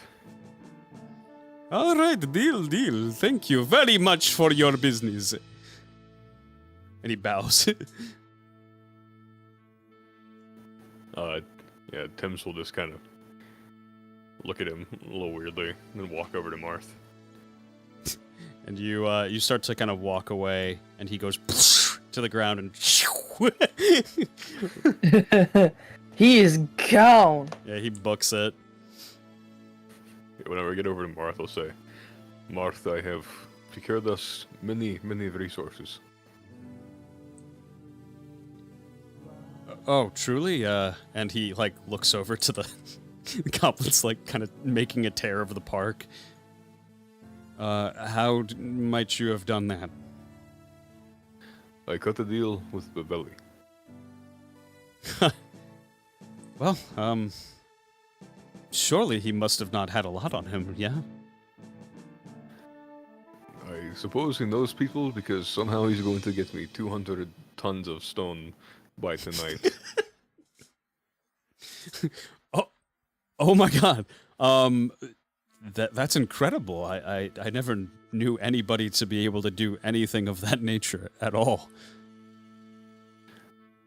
Well, unfortunately, whenever Soliet was doing her whatever she does to the castle, she destroyed a lot of the infrastructure, and I will need a lot of stone to build up rooms and do more with it. Maybe even more Turliad heads. More Turliad heads. Yeah, you know what? Why not? He's just like, I was a little, I guess, harsh from the beginning, but try to keep them away from the throne. Of course, do you know anything about interior decoration? Why would I put another one by the throne? That would look crowded. Uh-huh. But nonetheless, I have an idea for a bit of a bone to throw your way, some may say. I realize I have been a little, I'm not going to say inconsiderate, because I didn't really need to consider it. However, you should probably have a good room. So one, I'm going to fix up your room, and two, I'm going to make a room that I think you will like. And you see him just kind of he's been so stressed the entire time he's here, and you just see like a genuine smile on his face. He says, "That sounds wonderful, Thames. Thank you. Whatever you need for resources, money-wise, just feel free to take it out of whatever we have." Of course, I found it. Sure. But, we're not Alice here, are we? No, but, you know, if I consider it within my share, it's well within my share. Of course. For some reason, stone is also very cheap. It's cheaper than I thought it would be. For some reason, I feel like this Beveli person is some kind of arms dealer. Yeah, how... I can't say that I've ever seen Beveli. The first time was when we met him in the cafeteria. Pivot, I think, is the only one who's had any sort of interaction with him prior. He keeps showing up around us. Yeah, well, I suppose it's better that he keeps showing up than, like, the Radiant Knight or... Well, actually, that's the only reoccurring enemy. Oh, something to think about. True. We'll take our blessings where we can get them. And he kind of gets closer to you and he says, Look down. Look down the entire time this has been going on has been talking to Serviad, and when he hears his name, he looks down, but it's slower than it usually is, and then he looks back over to Marth. What? If you wouldn't mind, we have a bit of a situation that, not to cause any alarm, but we might want to take care of before sundown. Okay. What is it? And Maxwell kind of turns as well. Pivot noticed once they were asking about gems. There was a man in mechalite colors walking away from the park. He went up towards Belmont's inn. And I think if we're able to reach him and before the goblins reach him, it might be a good thing.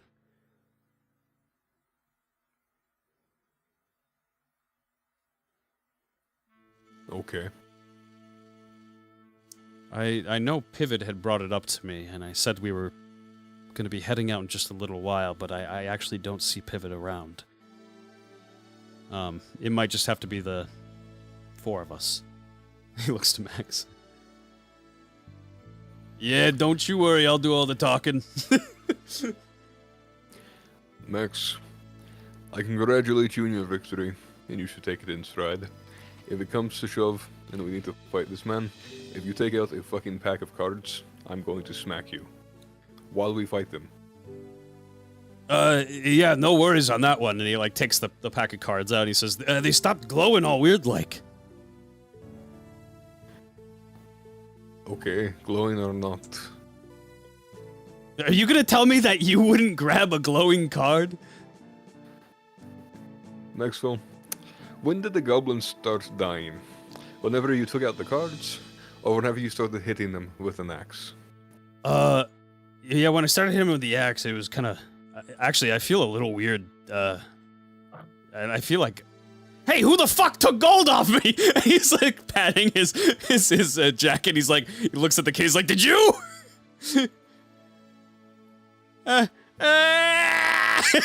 Runs out of the park. Little shit. Yeah. I'll be more careful with it. Right.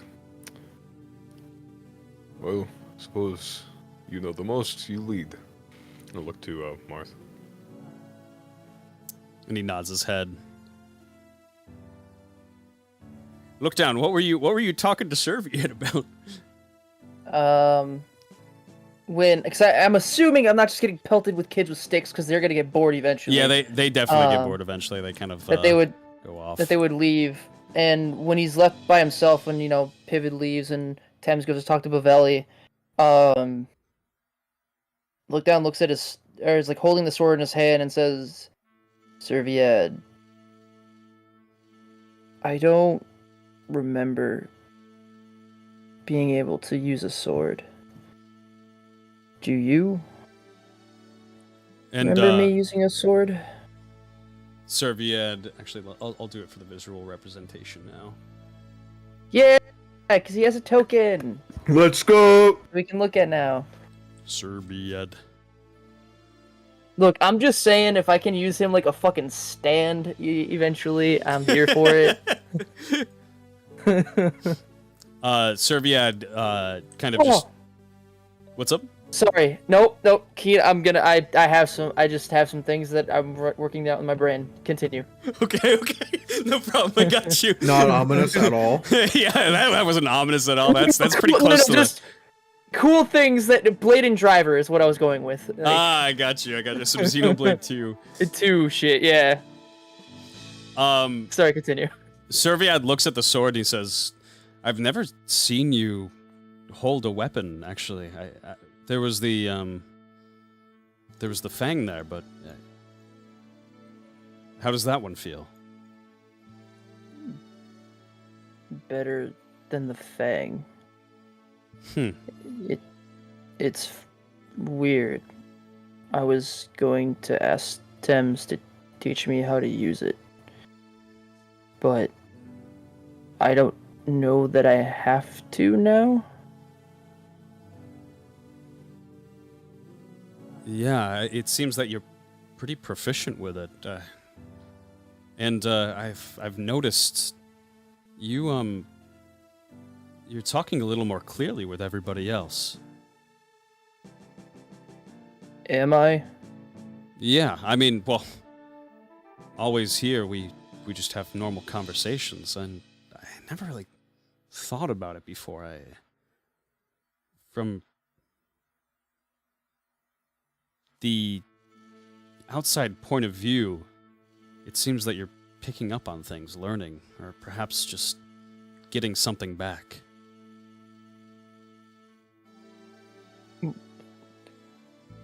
Here?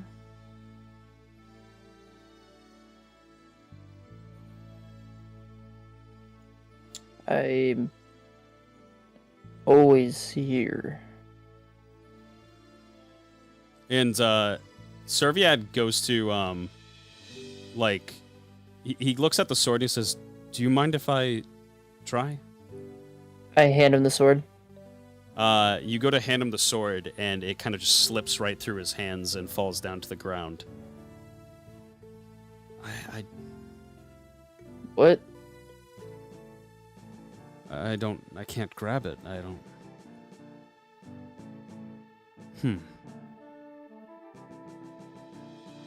I go to touch Serviad. You go to touch Serviad, and he very much so. Yeah, you can touch him. Feels very real to you. You kind of just like pat right on his armor. Strange. Very strange. I have been with you for so many years, and I've never really thought about any of this. Everything, like they say, and he kind of like looks over to like Marth, looks over to like Max, even like Thames as he was leaving. He says, "It all is a bit strange. Everything that's happened to us is very strange, but it's always been like this."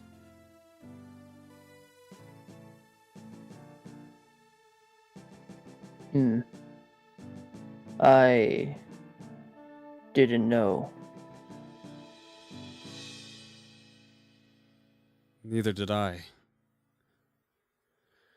The only thing I did know is seeing you locked up, tortured, beaten, brutalized. I never trusted Pivot. He seemed to do it reluctantly, but He was the only one. yeah. He stood out. The guards, the other people who came to experiment, even the butler himself, they were relentless with you, even at a young age. That I knew was strange.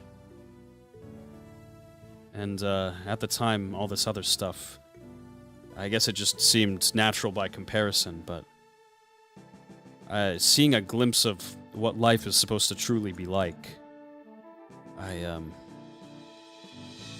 think that this is normal.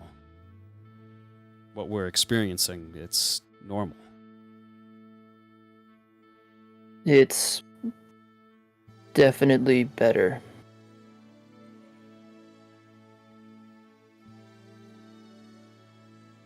And Serviad kind of like happily smiles.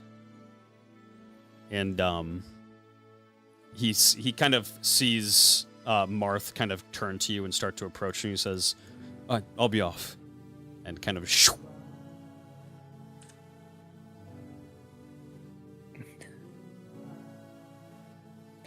Now I have to ask, is my sword on the ground or is it still in my hand?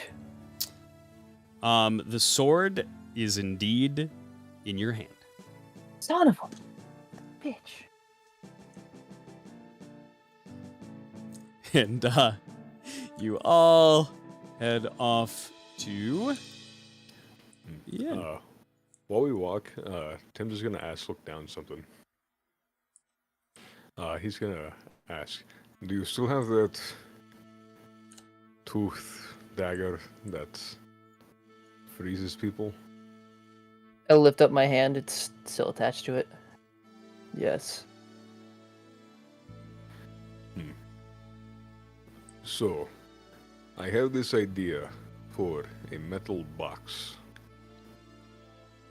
But that box has something cold. And you can keep things cold within the box. Like food.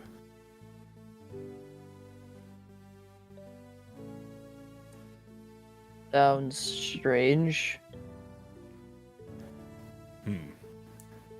Perhaps I shall make a prototype and see if you like it or not. What if you do? I ask that you consider donating the whatever it is. Tim doesn't know to call it a dagger or fang, whatever.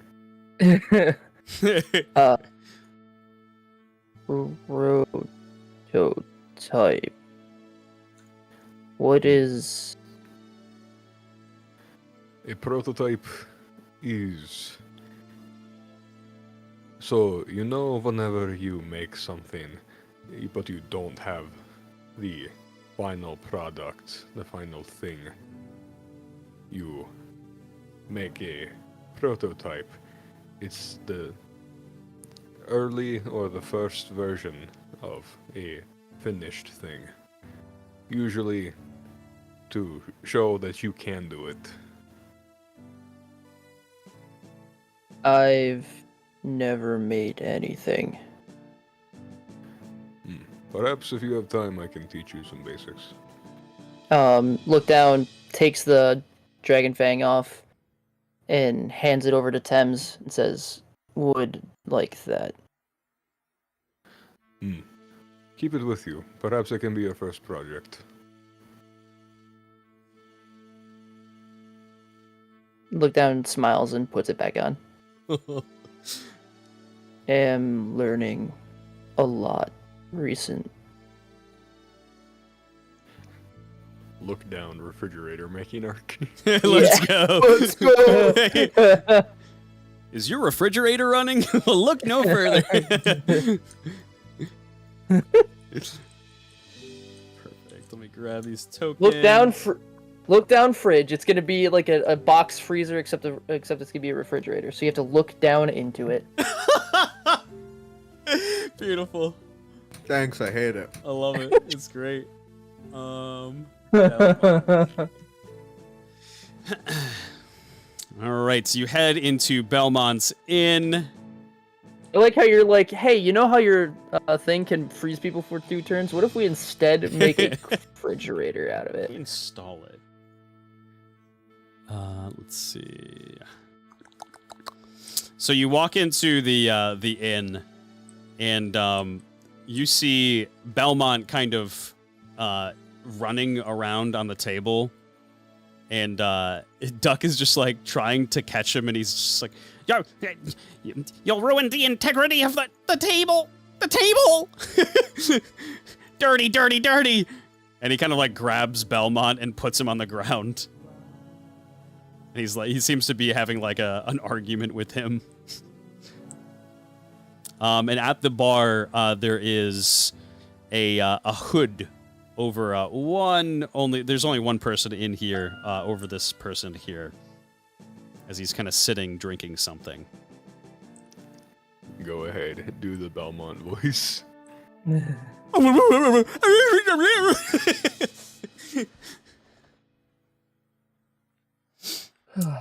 It's been so long. Marth kind of steps forward and heads over to the bar, moves into the chair here that's next to him, and just kind of sits.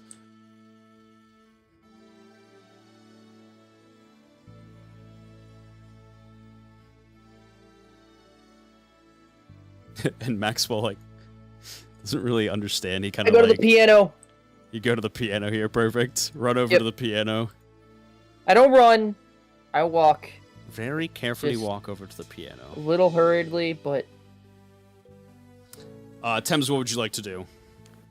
I will move up to like the bar, and I'll ask for a cup of coffee. Cup of coffee? Oh! And he like notices is that it's you guys here. And Marth kind of before he says anything says, "I'll take a cup of coffee as well, please." Yes, of course. Good to have such esteemed company here. Eh? And Belmont tries to run over and grab like his sludge coffee, and and Ducker runs over and kind of like wrestles the pot out of his hand. He says, "We don't serve that here anymore." And Belmont just looks a little sad and just. And Duck just kind of like leans into me. He's like, "Now, if you watch carefully, I'll show you how to make it, and you can make it from now on." And Belmont just like gets a little smile on his face. Maxwell, not really knowing just kind of how to fit in, he's just gonna like be standing out in the middle of the floor very awkwardly, and then he sees like look down at the piano. He's gonna lean up against the piano.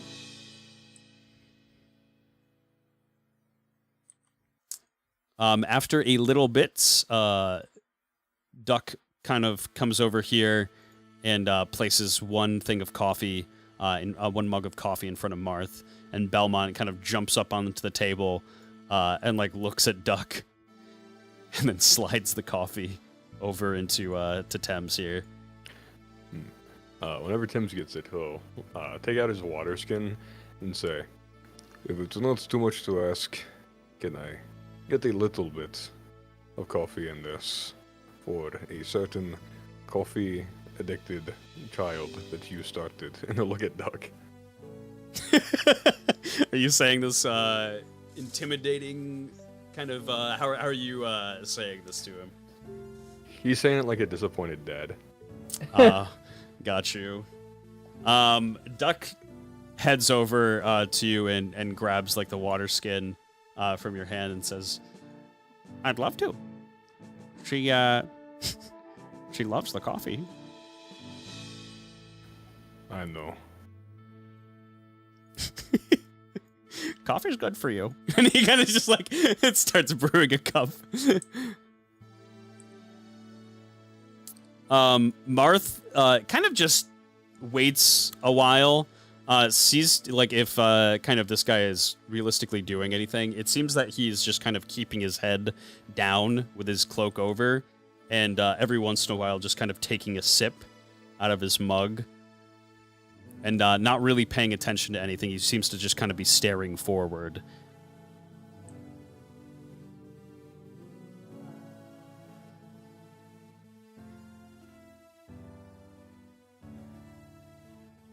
And Marth kind of after a little bit kind of just he takes a couple of sips of his coffee and kind of puts it right down on the bar here and looks over to this mysterious man and says, "Wonderful coffee. Really, honestly, the best that I've had in Petovia itself, I would say. Thank you, Duck. I really appreciate it." And Duck kind of just like looks over to him and nods his head. He says, "Anytime, yes. You flatter me." And he's just like, "All right, let's not like Kai Helder." And the gentleman over here just says, "You're here." And he takes a sip of his mug. Wonderful coffee, really. It's quite special, quite splendid. You wouldn't happen to have had coffee like this in Mechlite, would you? And the man kind of freezes up, and he quickly jumps out of his chair and like just from under his robe, just like looks at him and freezes up. How did you? And he like looks at his his outfit itself, and he tries to cover it up. I'm going to kind of covertly, as covert as Thames can, I should say, kind of just move to the door without it being made clear that Thames is moving to block the door. You start to head. Give me a stealth check, just to see if it kind of catches his eye. Oh boy, I'm really good at these. You might get it. You roll slow. I believe. I actually rolled a 20, so that's a 15. Nice. He overall had a 10, so. You kind of start to back away, and he seems to be pretty preoccupied with just talking to Marth. And you make your way over to the door here. And I'm assuming kind of like right to the door. Yeah, I'm still sipping my coffee. Am I playing well? Yeah, so you start playing the piano. Give me a just give me like a 20. Add, yeah. Give me a 20 and add like 2 to it. It's an 8. You start kind of as Rusty, okay? as they are starting to argue, we'll say argue, they're raising their voices here a little bit. You start kind of just like banging on the piano, and it kind of like reverberates into Maxwell's arm, and he goes, well, we're here to sing the song. We're here to sing today. A Maxwell just for you. A Maxwell sings today. And he's just like trying to like cover up as much noise from like the raised voices here. And Marth just he puts his hands out in a non-threatening manner and just says, I'm here not to cause you harm. And the man kind of just backs away a little bit and says, "Fat chance you're not. You're the king. You're the king of Batovia. How would you not want to? I swear, on my life, on my mother's life, I'm not married. I don't have a lover. I would swear on her too, though. Trust me, I'm not associated with him."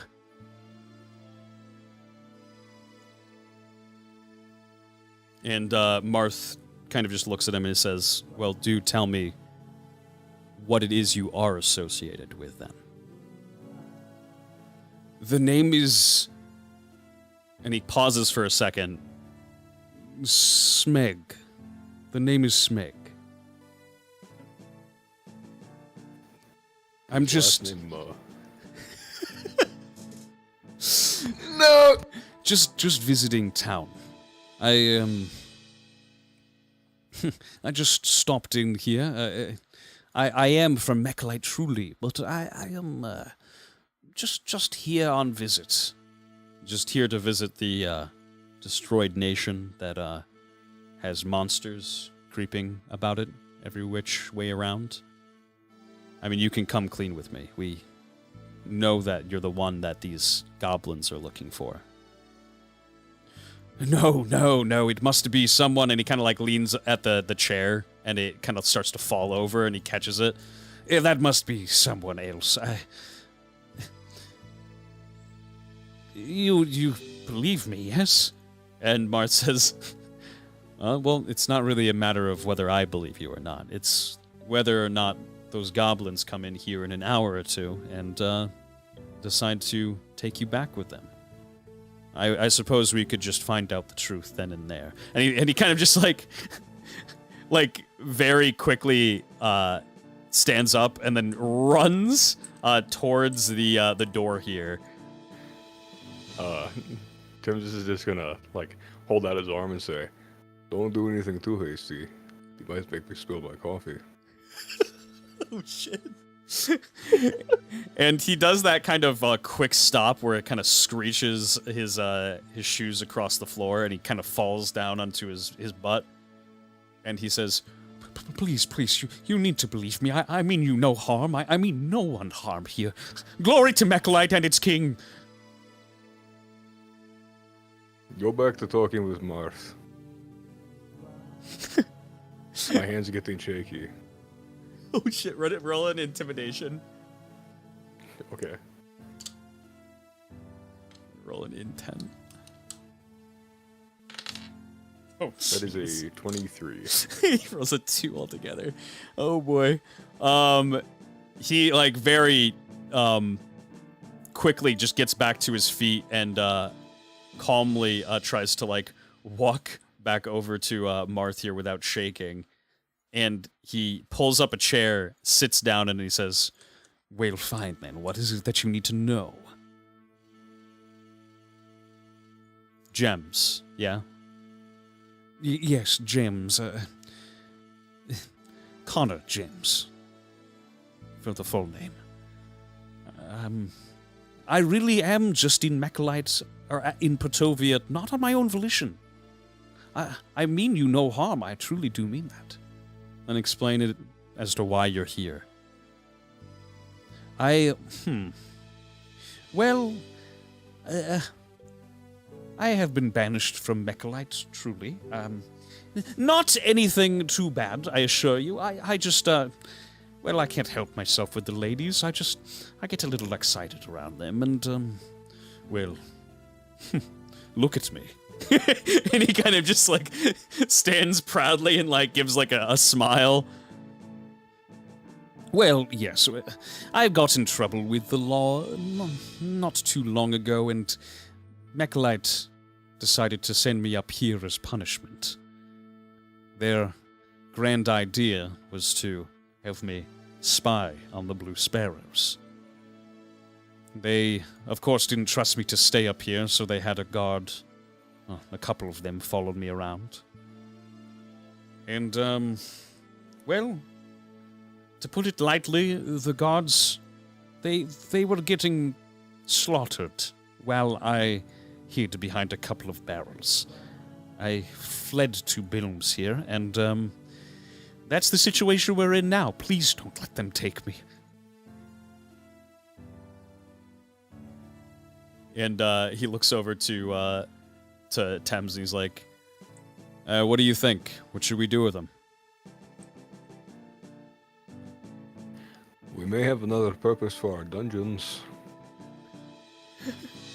Please don't lock me up. I can be of great use. Trust me, I have no allegiance to my country. Please. I can't stand these Mechalite slime. I would do anything. Please. This man would sell out his countrymen, sell out us, for a fucking piece of copper. Not my country. No. I may wear their colors, but green is just my natural color. And he kind of just like, once again, flaunts his hair. No, truly, if you wish to put me to work, please do so. I want revenge. I want to go back to Mechalite and live a happy life. Can I intent check him? Yeah. That is a 14. A 14, it seems like for the most part, it seems like he's actually just kind of telling the truth. It seems like he is in just a bad situation, and despite him trying to say anything and everything, and despite him kind of being slimy, it seems like he's kind of just telling the truth. I say, if you want to come with us, manual labor maybe. And your color, blue suits you more. It will suit you more. Blue will suit me more, I suppose. Yes, but, Yellow also looks okay. And he kind of just like looks over to you, and he's just like, hey, I'm not even please looking stop. up. I'm still at Hello? the piano trying. Yeah, Maxwell's Max just be like, kind of. He's still kind of singing along with the music here in this loud cacophony of just sound. And Gems looks over to Marth and Thames and says, I can be of great use. I can be a guide to you. Please, I know Mechlite like the back of my hand. In fact, I know a decent bit up here for like the back of my hand. I'm very, very good on my feet, very stealthy. I will not be an issue for you.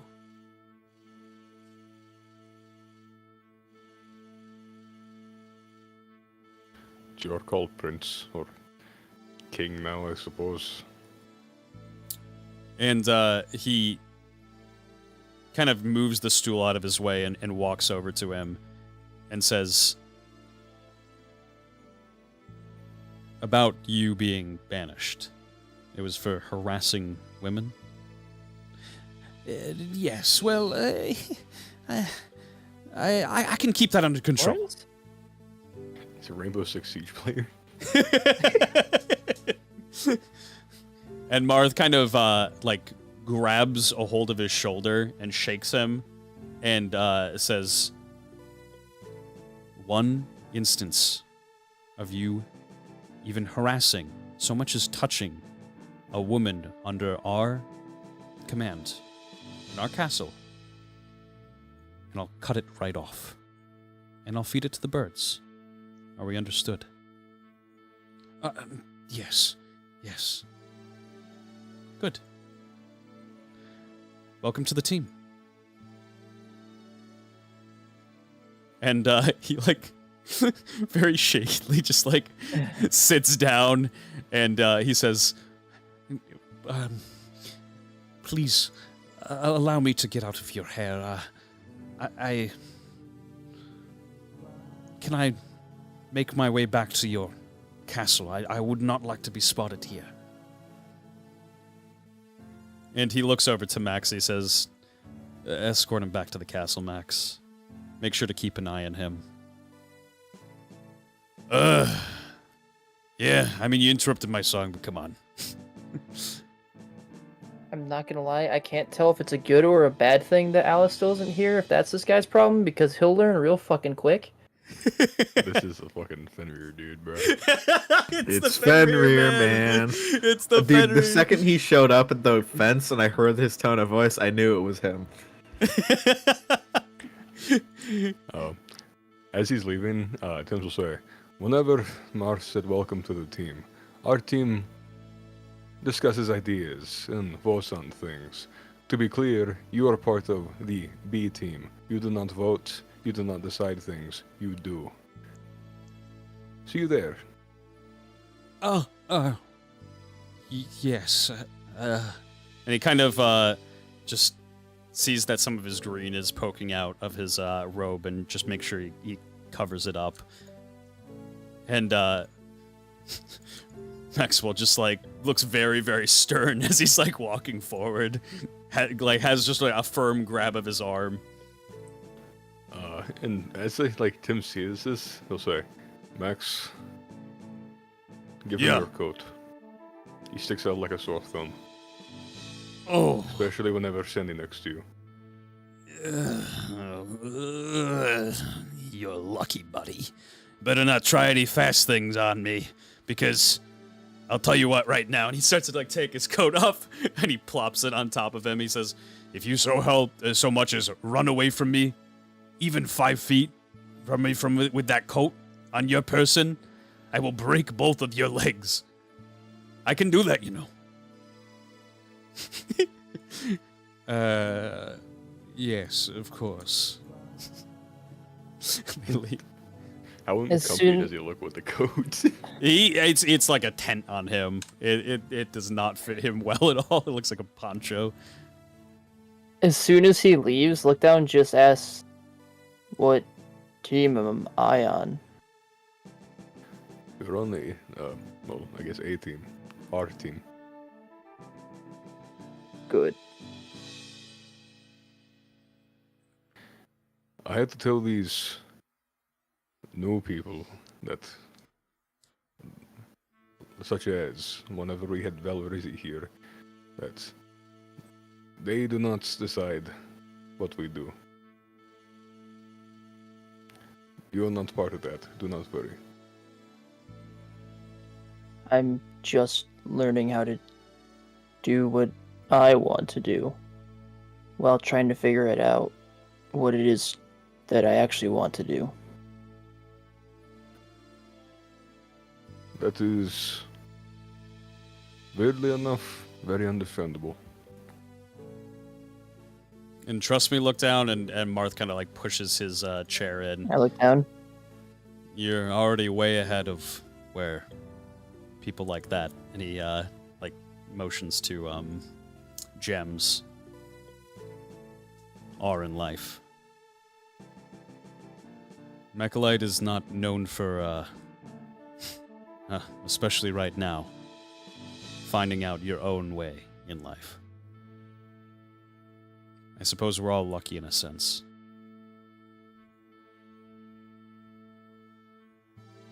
Well, I like what I'm doing now. Bonk, bonk, bonk, dong, dong, dong, dong. Not how I meant it, but all right. Are you indeed still playing the piano? I would have probably stopped as Thames approached and started talking to me, because I would have realized that this is not even like, I'm like, dang it, this isn't what Alice taught me. I know this doesn't sound right. I would offer to help you with that, but I only know how to play bagpipes. Oh god, I What love are it. bagpipes? Weirdly enough, it's pretty self-explanatory. It's pipes in a bag. Oh. I am also learning how to play this, and I pull the drum out. Oh, you pull it out? A drum out. So it's like one like kind of war drum that I got in Reddish. Alice bought for me. Marth, do you know how to play that? I don't know how to play it, I only knew how to march to it. Well, if you know how to march to it, you could probably infer the beat, no? Sure. Tim's does not have a fucking clue about how drums are played, bro. He knows it is bang on him. And Marth kind of like motions to you and he says, "Do you mind?" Not at all. And he kind of gets to the side of the piano here and takes the drum and yeah, he's gonna need a couple of he like goes over to the table here, grabs a couple of like wooden spoons, and then comes back over and props the drum up. These And- didn't come with sticks, did they? No, they didn't come with Like sticks. it was just because like, I figured it was just like a drum. They just kind of like was like the hand drum. Mm-hmm.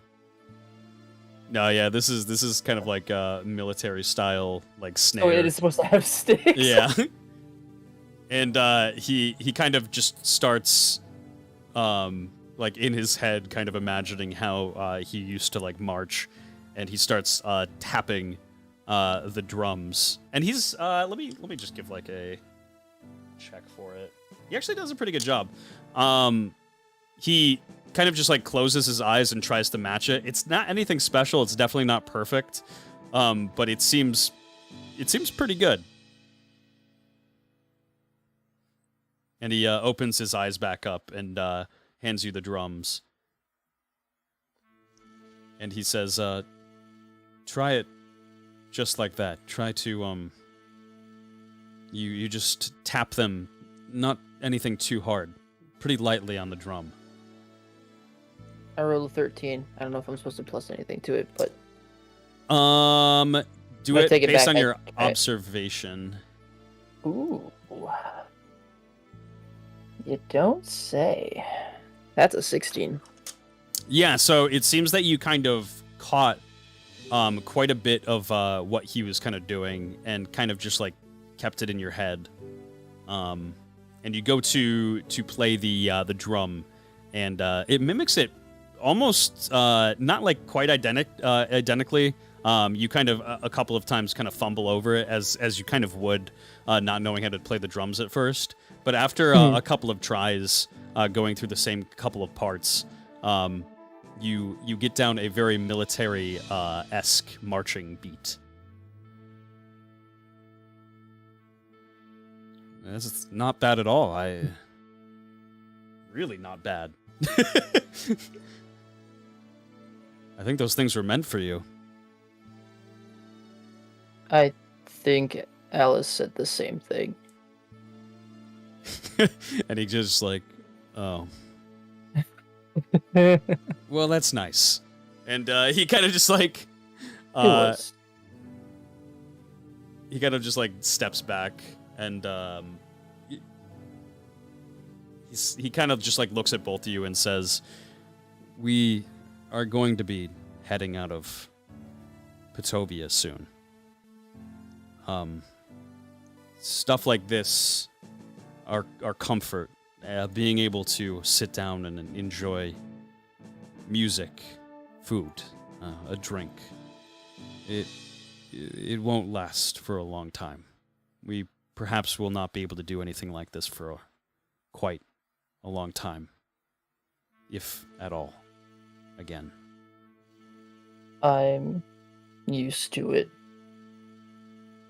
I'm going to try to make the castle more livable, more comfortable. Something that will give us much needed downtime, especially in Mechalite. And give anybody who's accompanying us some morale, for sure. Comfort. Goes a long way.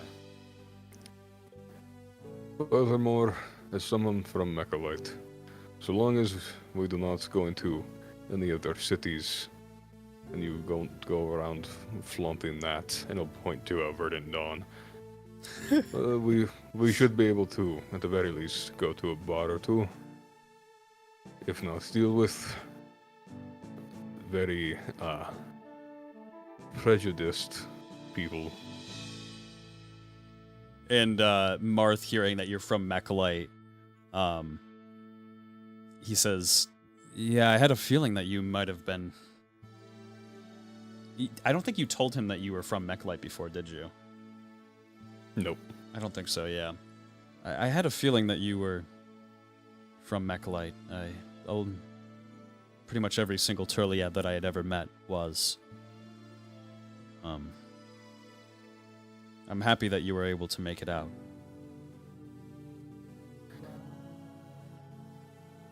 I'm somewhat happy. It would seem the evilness followed me. Turns out that's what happens when you go with Solieth. Yeah. They, whatever is happening up here, it seems that not many do know answers as to why or what is happening. I think we'll be able to find those answers in Mechalite, or at least I hope so. As far as those castle upgrades go, I think it will give us a much better chance. They probably won't take too kindly to a giant magical castle floating into their territory. Nonsense.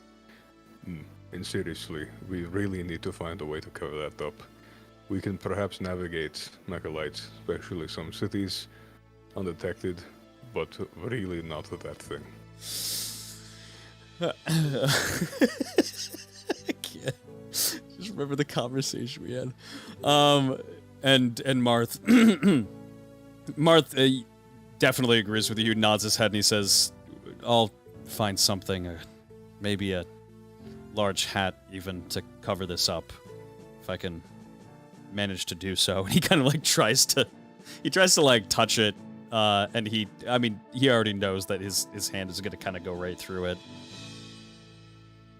Maybe a top hat. Sure. Also, I've never met a Mechalite, or a Mechalician that had, blue hair. Sorry to say. And Marth, like, kind of just gets, like, a pretty serious look. unamused, so to say, and he says, "I'm not cutting the hair." Didn't ask you to. Asked you to cover it up. Yeah, I can do that. Unless we get 250 followers. Unless we get $250 on the Patreon, ladies and gentlemen, we're almost there. I will shave my head bald. Marth will too. Yeah, Marth will too. We can get Marth bald, bald Marth. Once we get 250 people in that castle, finally. Marth kind of just, it seems like he gets just like a bright little spark of an idea. He says, that Gems character that just entered our castle, he's from the area. We could probably use him for scouting. It would probably be a very good idea to have somebody go along with him, make sure he's not going to be a problem to backstab us, to alert them of our area. But Alice is gone right now. We are a bit short-handed. I know Look Down can... I look down. Well, Look Down, what would you think of perhaps going with him, scouting out areas? Sounds fine. Haven't done scouting before. Essentially, you'll just go into whatever area. If it's a city, you'll go into the city and try to keep a low profile so nobody knows who you are. Kind of like, and he like looks at the piano, kind of like we did here with Dolphy Evans when we gave fake names. If somebody asks you what your name is, what would you reply? Last time I said El Doozy.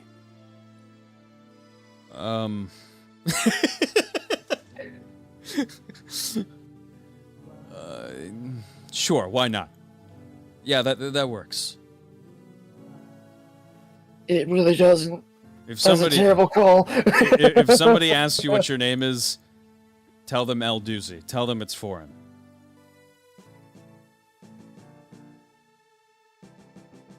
Actually, don't do that. Foreigners are probably not very well liked at this time. All right, we need a real name for you. Would I know like the Mechalite naming scheme? Like, what's the average like name for like a human in Mechalite? It's kind of there isn't much of a rhyme or reason to it, I guess. It can kind of be across the board. There's a lot of nobility, there's a lot of kings, a lot of dukes, a lot of very fancy noble sounding names for sure in Mechalite. They're very fond of their titles. And their land specifically.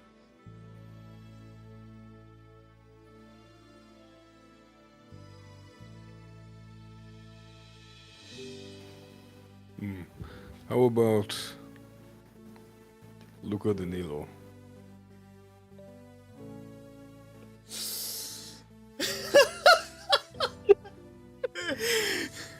Yeah, that's not bad. That actually has quite a ring to it. I can see somebody, even potentially from Denland, have some kind of name like that. Thank you, out of character, to a Miss Bernal for coming up with that one. That's so good. I love it. I fucking love it.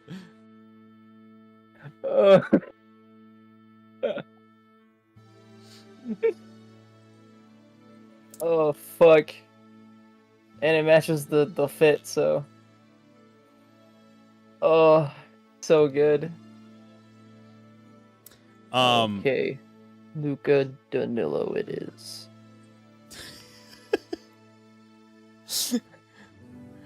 What's your name? He like looks over to Luca Danilo. Well, there we go. Luca Danilo. You motherfucker. Just full circled it, didn't you? Just when somebody says anything to you, just say, I don't know. What are you gonna now say every time somebody asks what your name is? same fucking place. Luca Danilo. Fucking Luca Danilo becomes like a criminal mastermind of the underworld and fucking Mechalite. But nobody actually knows who the fuck this guy is. This guy doesn't even know what he is. Pivot, were you taking a short rest? Probably, yeah. Okay. I would say that by now you have kind of woken up in your library loft. Yeah, I'll probably just crawl out of the loft, and he knows they probably headed to the tavern, so he'll just pretty much go right there. A very sleepy looking Pivot enters the tavern. Gigantic. And he's Pivot. huge! I've grown since last time. I found out what protein shakes are.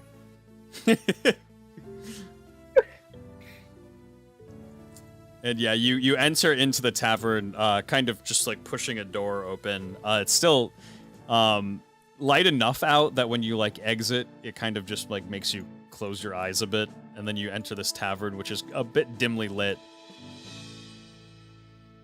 and you feel a lot better. There you all are. Hello. Why? Pivot. Hello, look down. I look down. God damn it. Can I call you anything else so that you don't do that? It's very frustrating for me. Luca Danilo. Luca Danilo. It's my Sounds foreign. other name now. Other name. He just like looks confusedly at Thames and Marth. And he kind of like explains it to you, gives you the TLDR, explaining that that you came across gems, and he is going to be scouting for you with Luca Danilo here. Oh. Suppose Beautiful. that works out. I think if you ever interact with him, Pivot, we already kind of put the fear of the creator in him. If you, if he steps out of line at all, if he even gives you any sass, you used to do some pretty bad things back in your day. Maybe you can also put the fear of the creator in him. Wow. No experimenting, obviously. And he says it like in jest, but food for thought. Right. I'll try to play the nice card for now, I suppose. And see how that goes. Yeah, he could be a likable guy as well. I find it best not to alienate the people living in your house. True. Quite true. Solia did it, and look where it got her.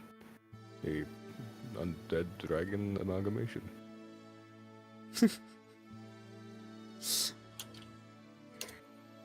I'd rather not become any of that, so I'll take my chances. Did you Could get a hill actually- awkward standing. Did you actually tell Belmont and Duck that we're having the feast? Oh. No. Oh no. And he like runs up to the bar and like quickly he like slams like his like arms on the end of the bar, kind of alerting Duck, and he spins around. He says, we're gonna need to feed about how many were out there? There's a lot of goblins out there. At least 90. At least 90. Whatever you can cook in bulk, specifically meat, and you can have it prepared quickly. We're probably going to need to do so. We're going to need a lot of ale as well. And Duck, Duck looks behind him, and he sees that the only meat that they have is just big, large sums of duck.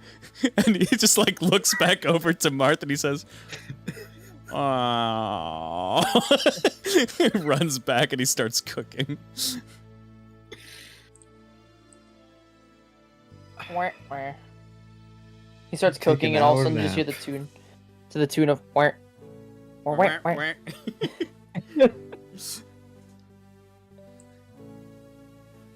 Marth kind of hops away from the bar and heads over to you and says, I can deal with harvests. If you wish to join in the feasts, you're all more than welcome.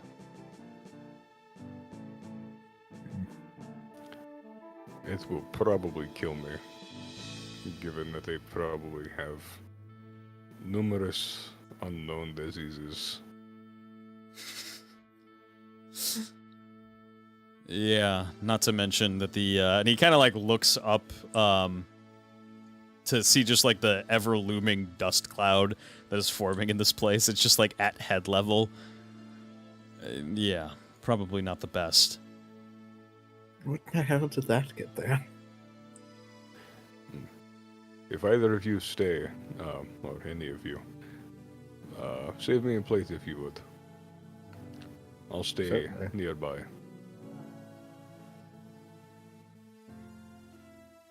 Oh.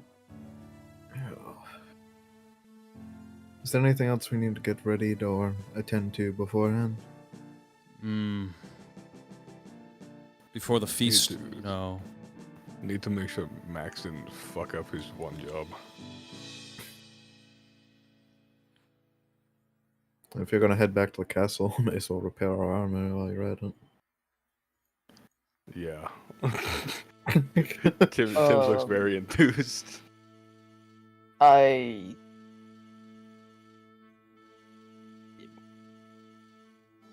sorry. About what? It broke again. That is the point of armor. It broke and you didn't.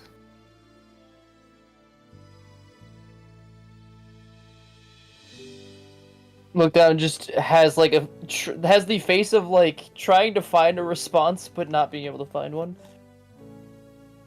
If you ever find any soldier that has pristine armor without a single scratch, know that they are a coward and they have likely never seen battle. Or they just have new armor. Marth like nodding his head aggressively.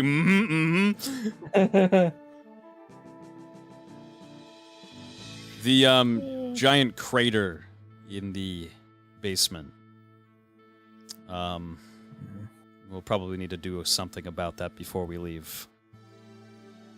Yes, I went back down after the fact and took a look.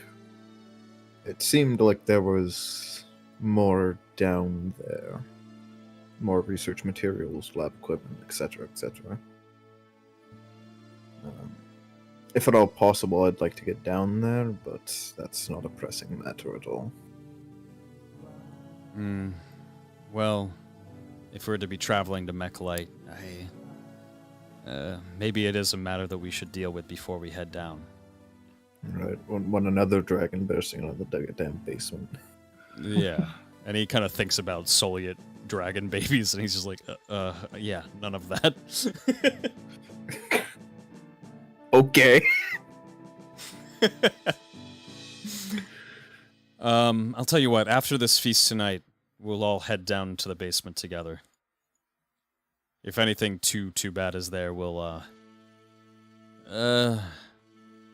just try to seal it up for now. Which means we'll either need a really, really long rope or ladder, or we're gonna need to figure out how to open that door that was in the room with those wraiths. Yeah, we'll try out both. And he kind of just like looks over to see like Doug frantically cooking, and Belmont is like trying to help him, and he's like, The hair! Get your hair away! and Duck like points over to the other end of the table, and he says, Make the goop! Make goop! and he runs over. He's like, oh, whoa, whoa, whoa, whoa, whoa, whoa, whoa, and he grabs a bunch of herbs and he starts mashing them.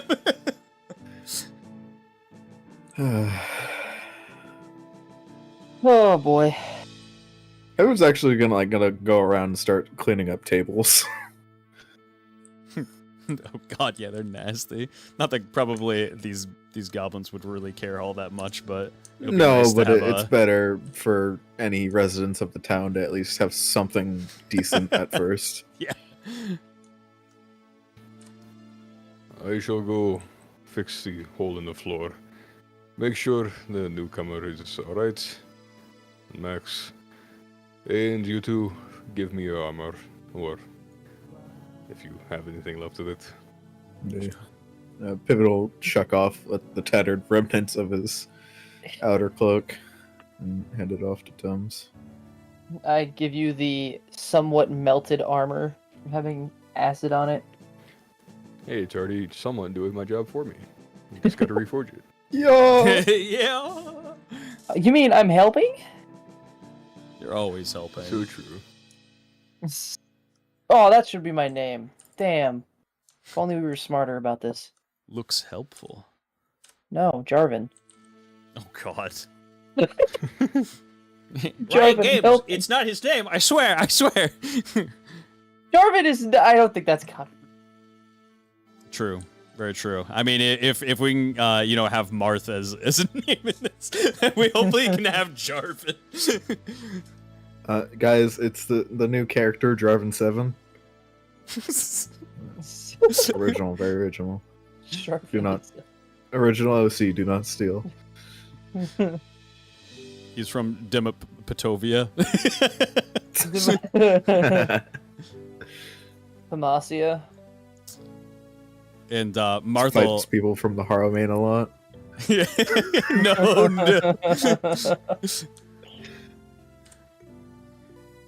And Marth kind of helps you prep everything for tonight. You heading back to the castle, Thames? Yeah, there's a big old hole in the floor to go. Picture that it wasn't there. No. And look down. What would you like to do? Man. To be honest, Don doesn't know. Everybody just kind of left. And nobody gave him direction, so he's just gonna sit there. Perfect. All right. And he's gonna start playing the drums again, except he's gonna be slapping the side of the drum with one stick and hitting the top of it to the beat of Black Betty. Ah, Black Betty and damn now. Perfect for a montage. I'm gonna need a cleaning montage. Montage. All right, open map. I was not able to update the assets for the map. I went to go do it, and I think it had an error on the first one, and it said like I was away for hours and came back. And it was like error. So Light bearer. light bearer. Light You bearer, my head family is dead. into Oh no. hold the phone. Holding phone. Player screen. Hold on. So I think my hide dog player is gonna screen. start screaming if I don't take him out, so I'll be right back. No problem. Luckily, I play a half a mute anyway.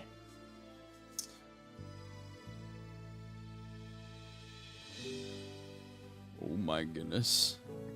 It's like loading one thing very slowly. That's my favorite thing about the program is it'll load like 500 assets like shoo, but there will be like one asset that causes it a little bit of a problem and it's like, this one's gonna have to load for a little while. My favorite part is whenever you're importing assets, no matter what size the asset is, it will take the same amount of time. True. So it could be 8 different variants of a mug, or literally like 8,000 by 8,000, both import at the same speed. Alright, it's almost done loading here. Are you headed right into the basement? I should have asked. Tim's will put like the scraps in the forge, make sure that Gems is where he should be. She is indeed. And then he'll go move a bunch of stone over to the basement because he doesn't want to go down into the hole to get the stone. All right. Say that one more time, the last part. He'll also move a bunch of stone over to the hole because he doesn't want to have to go down into the hole to reclaim the rubble. That's perfectly understandable. And you make your way down. Let me get rid of the fog of war, because for some reason it just likes to put fog of war here constantly. Thames. You head into the basement here, and kind of make your way over to this massive, massive giant crater in the floor itself. Then I picture that it's not there. And you open up your eyes once more, and the floor is as smooth as ever. Looks even better than the kind of rest of the flooring here that is definitely kind of a little bit dusty. And yeah, nice, smooth, and polished. Can I take Soliet's bed? Sure. I'm gonna take the mattress at least, and I'm gonna go bring it up to Marth's room and then toss out his yee ass fucking corpse blood fucking mattress. That's understandable. Yeah, let me grab... Oops. Actually, I'll leave it here for now. I'll just copy the asset up there later. I want to burn the picture of Renthal.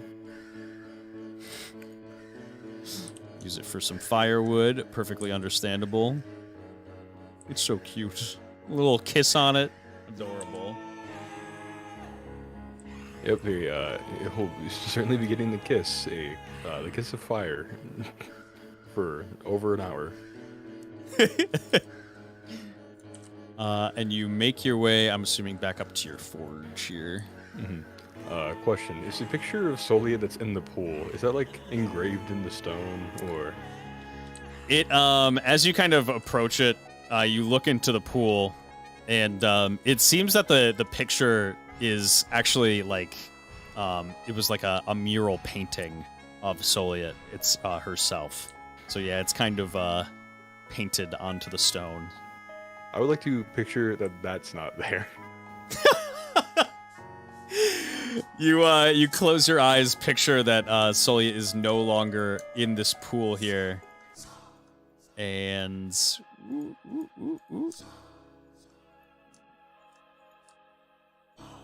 and I can't get rid of it. It literally won't get rid of. Give me a sec to find exactly where it is. Tim's is a little petty, so.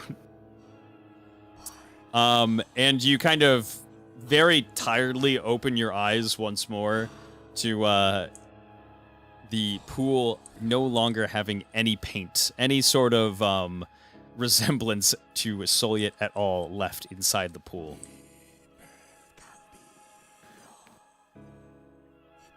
He'll kind of like take a deep breath and just think,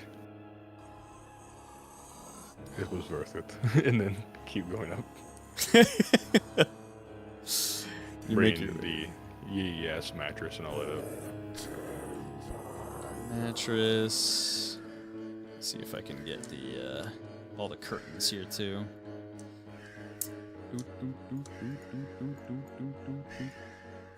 Copy.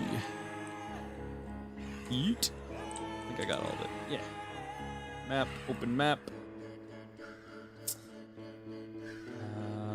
Castle. Moving castle. So yeah, as you kind of go back up into the castle, and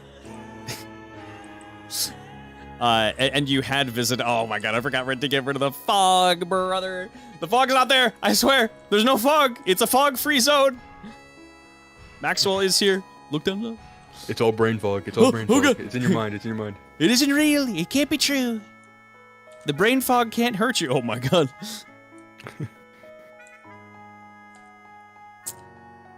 All right. And I will shrink this here.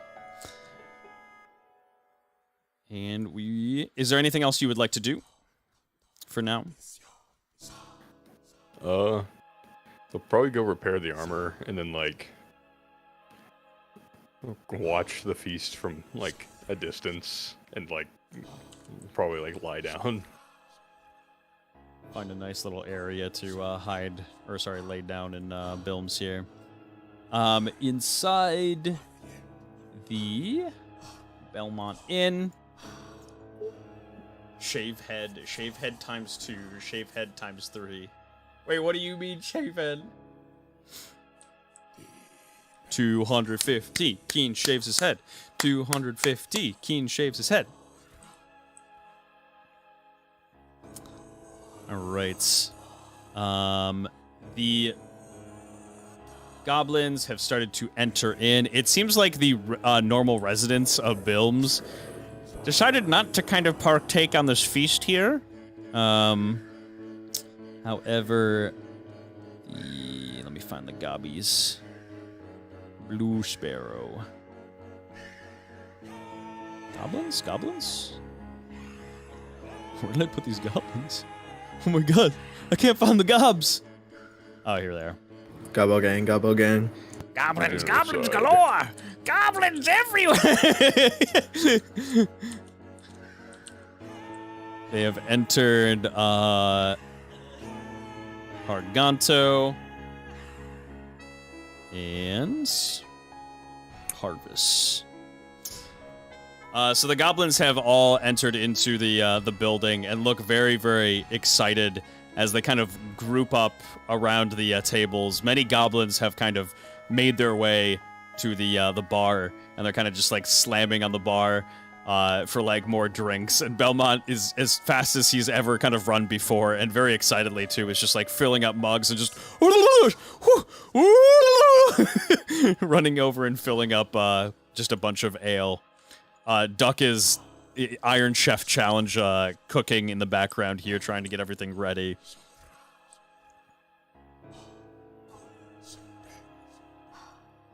And you have all done a pretty good job, actually. Let me just get rid of this one last plate of cleaning up the place before it gets very, very messy once more. I'm gonna say Pivot's probably gonna be just helping Duck and Belmont run like stuff around as needed. Like run food or drinks or whatever is needed. And yeah, Duck kind of just like is running back and forth, like plating things up. He goes over to like a goblin, they eat it quickly, and he's just like, oh my god! Plating up another one, running it to you. Yeah.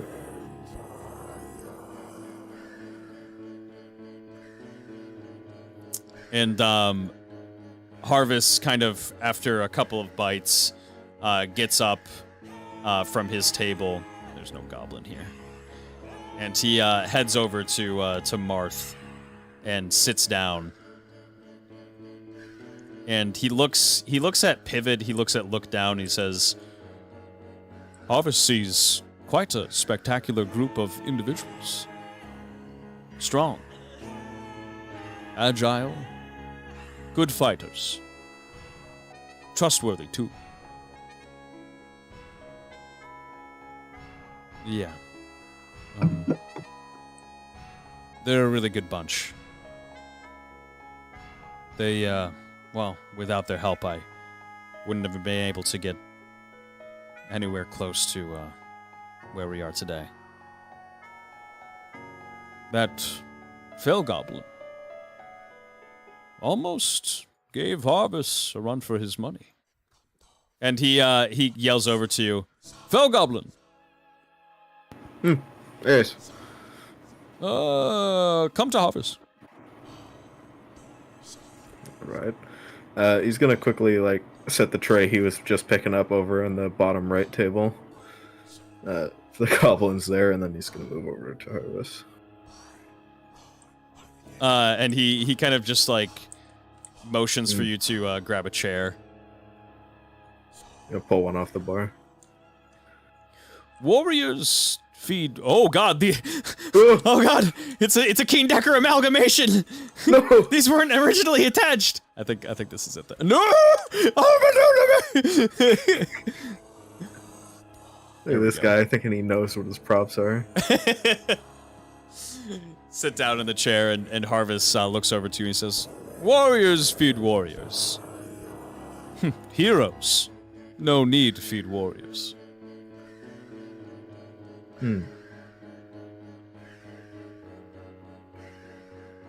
Well, considering I was the only one who lost the duels today, I'd figured it best that I run the food and whatnot. Winning not everything. Harvests lose plenty times. Mechalites give run for money.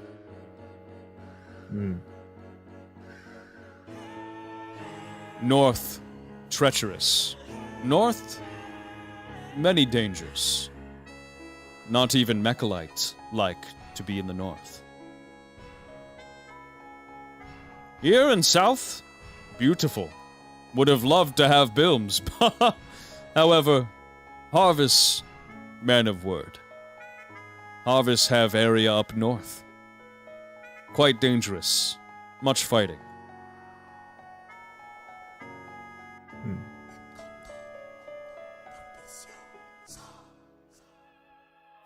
And Marth kind of like leans into the table, very kind of interested, and he says, "We've not had a lot of time to maneuver throughout Petovia. What's the current state of things up in your area?" Harvest see much chaos. Many monsters. Mechalites rarely send men. Mostly send men to southern border. Seems perhaps afraid. You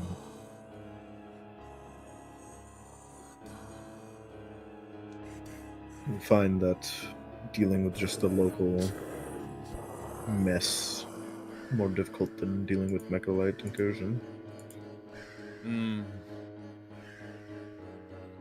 Yes. Strong men up north, however. Yes, I've known them to be hardy folk.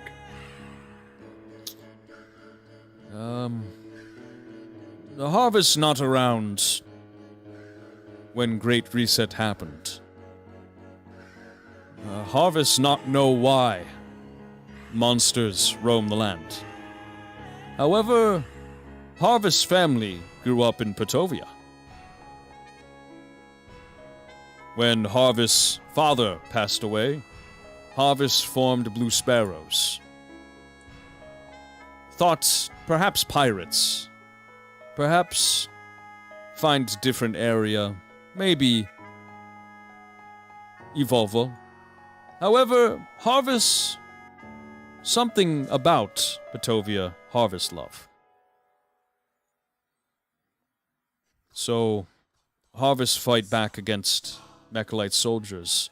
Strong generals up in north could not fight against forces immediately.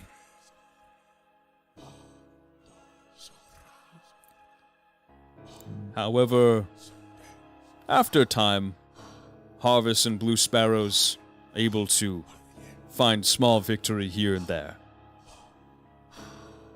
Now Harvest owned Port Town. And he kind of like smiles and like leans back.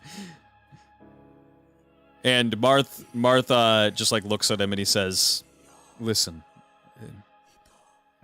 if we manage to get out of this war alive, both you and I promise, and we succeed in taking down Mechalite, I promise that your men will have a sizable fair share of their land up north.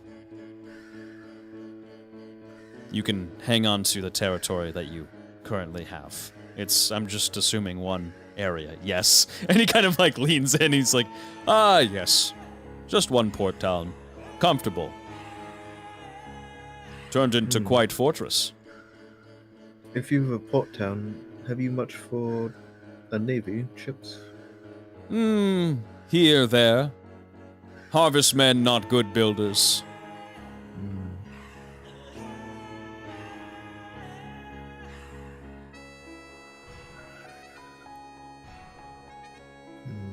You... Sorry, what was that? It's just like not much to contend with Mechalite Navy. No. Occasional raid, maybe. Yes. In and out. Harvestmen fight scrappy. Many harvestmen die. But goblins! And he kind of bangs on his armor, and the goblins all kind of hear it and turn around to him. Goblins breed. And they all cheer. Ah! Big boss, yeah! Oh, God. Well, I can't argue with that. It is what goblins are good at. Harvests not see army from Silmans. How contend against Mechalite in such state? And Marth just kind of like smiles and says, "Don't worry, we have our resources." Yes, well, not Harvest's neck on the line, suppose. Wish best of luck. Can't spare men for you, however. We'll protect Bilms.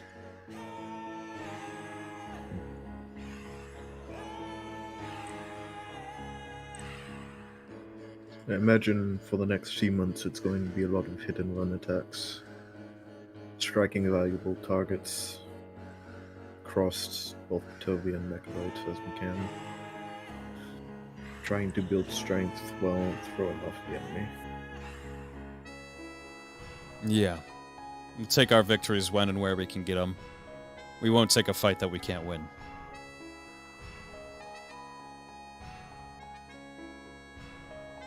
Well, warriors, wish best of luck. And he brings his ale to the air for a cheers.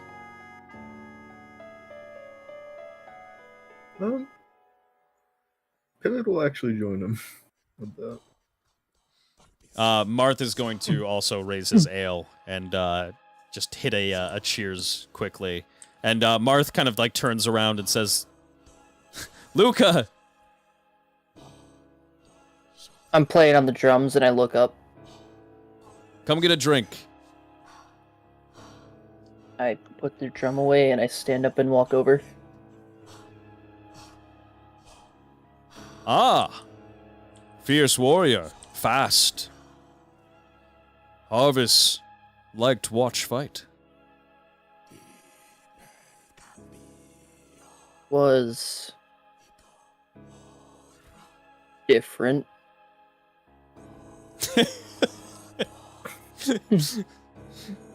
What, fighting 6 conjoined flying rats is not to your taste?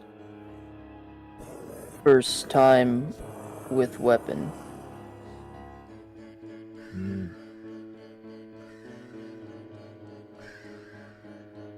Ah! No weapon. Arganto. Just like that. Arganto use fists.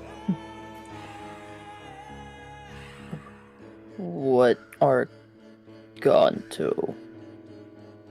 And he kind of like stands up and yells across the room to Harganto, and he just just behind this Harganto. Pleasure to meet business. Meet Sorry.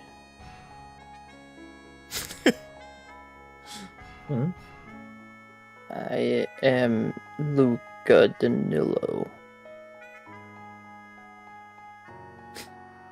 And Harganto kind of like spits in his hand and reaches it out to you. Arganto. Look down Cox's head and do I... And then spits at his hand and then shakes his hand. And yeah, your hand kind of fits. His hand is kind of just like twice the size of yours, so you just kind of like fit it right into his hand, his palm, and just shake his hand, and it's pretty foul. Oh yeah, no, totally. It's probably the worst thing I've ever put my hand against, I'm sure. Very clammy. I can't imagine anything worse than shaking somebody's hand with spit in it. Ooh, gross. How foul. Never mind the vat of boiling blood over there.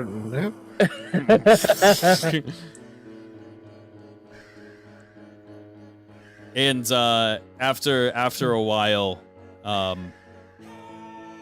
Marth says, "If your men wish to stay here, I don't know if you have any sort of bedding for them. If you had set up some type of encampment nearby, but you're more than welcome to stay inside the city itself." Thank you. Harvest will take up on that. Harvest will leave many men here, and Arganto. Harvest still have business up north. Need to make sure assets of Harvest are protected as well. Of course.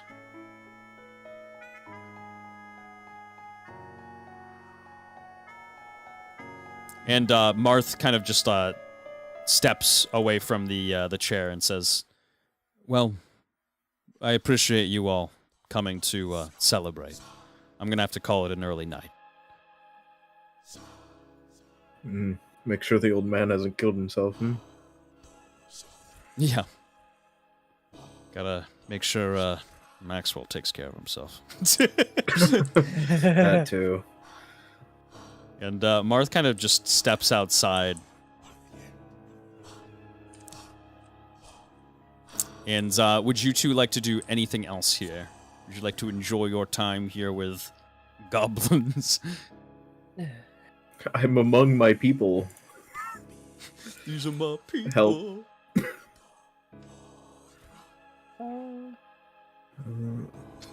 It's the first time Lookdown's ever been in a room with this many people having a good time, so he's actually just gonna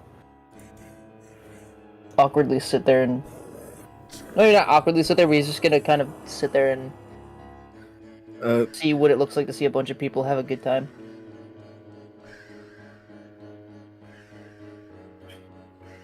I haven't actually noted down the names of the two goblin leaders. Harvest is the main guy, and Harganto is the big broody guy. Thank you.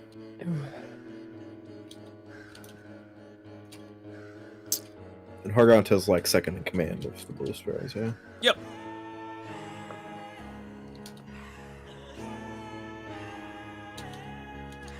Alright. Pivot's actually going to turn to Harvest. Well, I suppose a couple things I should go over them.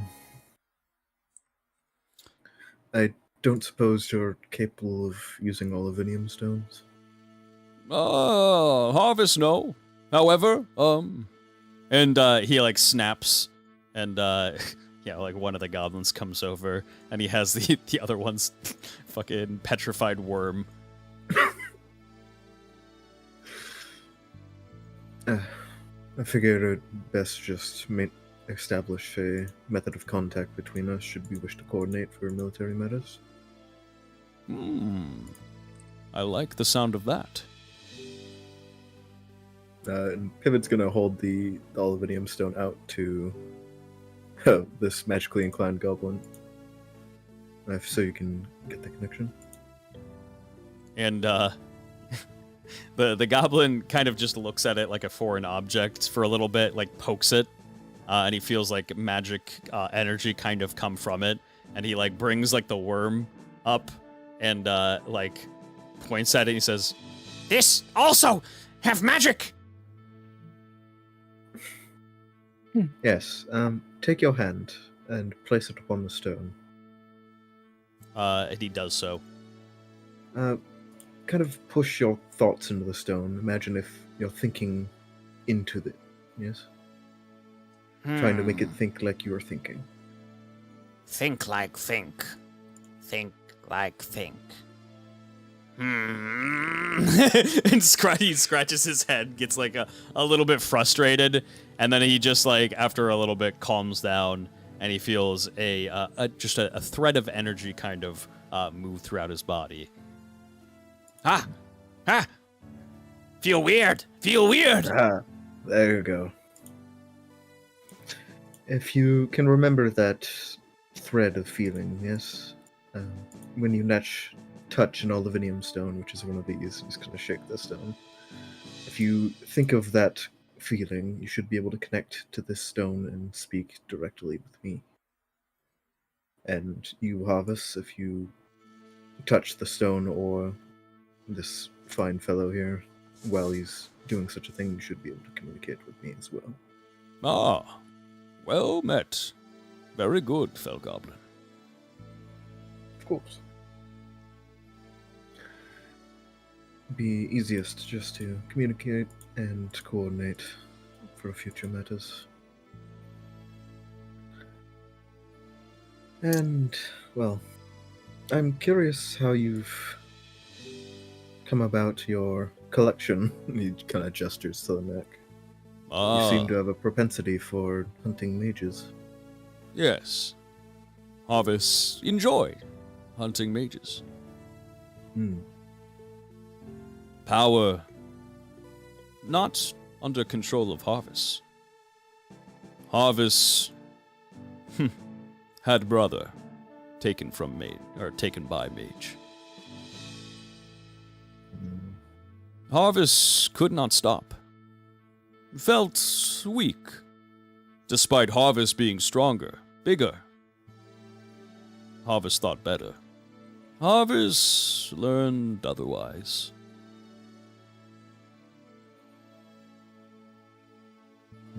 Nothing against mage. Harvest find fascinating. However, Harvest need to know. Harvest can beat magic. Right. It's, if only you could go back in the past and right wrongs. No. That what future for.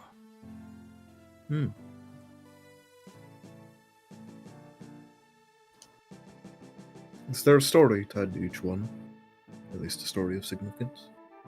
And he kind of there's a very kind of small one connected on his kind of chain on his neck, and it's definitely the smallest one that's there. This one, fairy. Oh. Yes. Similar to what happened in our fight. Harvest not in right mental state. Fairy broke into house. Cast some spell on brother and Harvest. Harvest could not fight. Harvest simply lay down. Fairy was not nice to brother of Harvest. Harvest brother tried to stop Fairy robbing house. And Fairy took his life. Took Harvest couple weeks to find. Did so alone.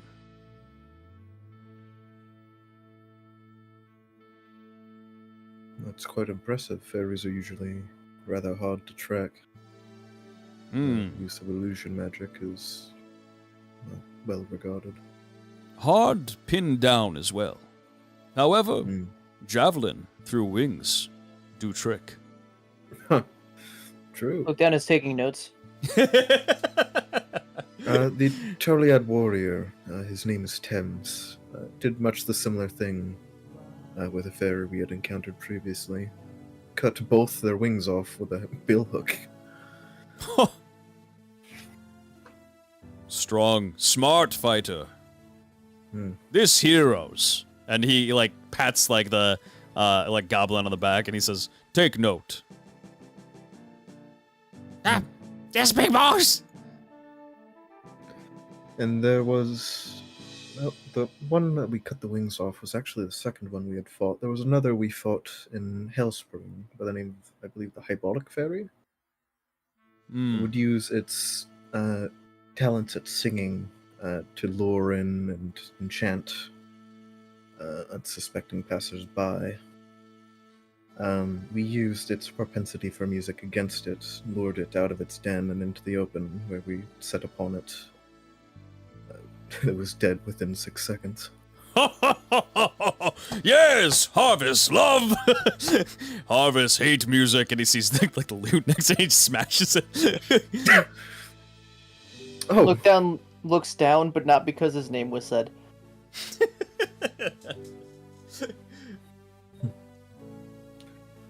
have you any more stories to share of your teeth? And he kind of like looks through his teeth, and picks one up, and it looks reasonably sized, kind of similar to what it would belong to probably a goblin, and he raises it and says, "From wife, ex-wife." Oh, Yes, not magical. Oh. Kill wife. Wife fight why back. fight back? Kill wife. Had some of a falling out, did you? Yes. Wife fall to bad practice. Fell to mechalite temptation.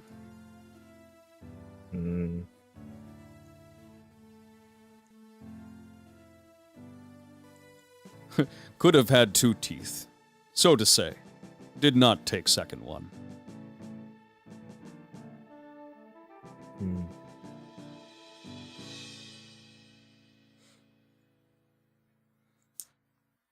And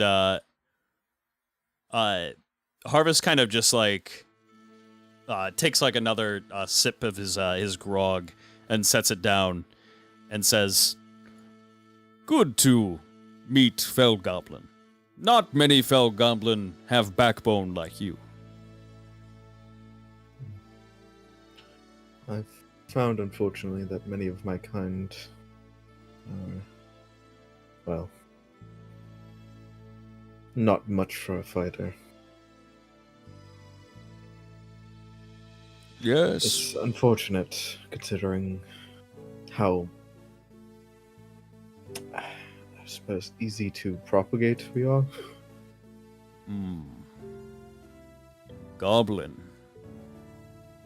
Lose fight. Goblin. Fight back. Goblin get better. Harvest story. You. Also goblin. Fell goblin. Lose fight. Fall. Hence name. Not you. Not about strength, weakness. About spirit.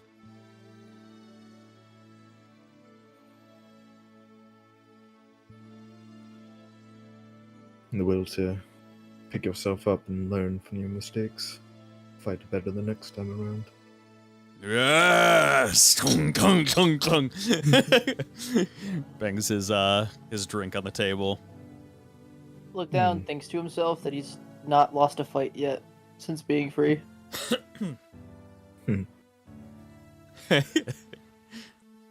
I must admit, Harvest, it's been some time since someone has so thoroughly headed my ass to me. The last was my teacher, and well, I never won against her. Yes, well, perhaps next time, if next time, maybe take Tooth of Harvest. Not I think I'd like this. this shot. he like points to the right one. This one's special. Maybe one of your left ones. You got two, so Yes, perhaps left. Maybe the lower one, so it's kind of like matching on both sides. Oh my god. I must be honest, I find it so strange that we goblins grow so many teeth that are outside our mouths. They're so annoying. Find use. I imagine it's quite useful for a headbutt, but... Yes. And he grabs this goblin and goes to headbutt him, and he goes, oh, and puts him down. And he, like, walks over back to the bar and, like, very scaredly just starts drinking. And then he snaps at this other one that's over here. And he beckons him to come over. And then he headbutts him and sends him down to the ground. No, you can keep him around for a time. As long as you get the connection established, it should be well enough that you can use the stone after that point.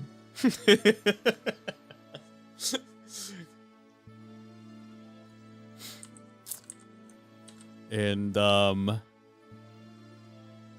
you kind of continue having your kind of jolly conversations in here as a couple of hours pass and the goblins kind of start to pass out of the bar. Some of them have left by now. They head like towards the encampment, and Harvest kind of pushes back his chair and says, "Well, Harvest call night. Harvest and goblins travel all day to get to Booms." Oh, I should as well. We got much to do, Your company has been a pleasure, Harvest. May we meet again soon. He raises his kind of empty mug. And yeah, he also kind of like raises his empty mug and then like tries to go in for like a one last drop that's there. Yeah. No. Yes, not Fell Goblin. Name. I'm Pivot. Ah, Pivot. Good. Well met. Perhaps see you again soon. Aye. Good luck upon the path. And he thanks you and kind of just nods his head. And he leans in just a little bit and says, "Do be careful. Macalite, quite strong." We will endeavor to be stronger. Yes, man, yes! Grabs him. Grabs the unconscious guy and headbutts him. Dong.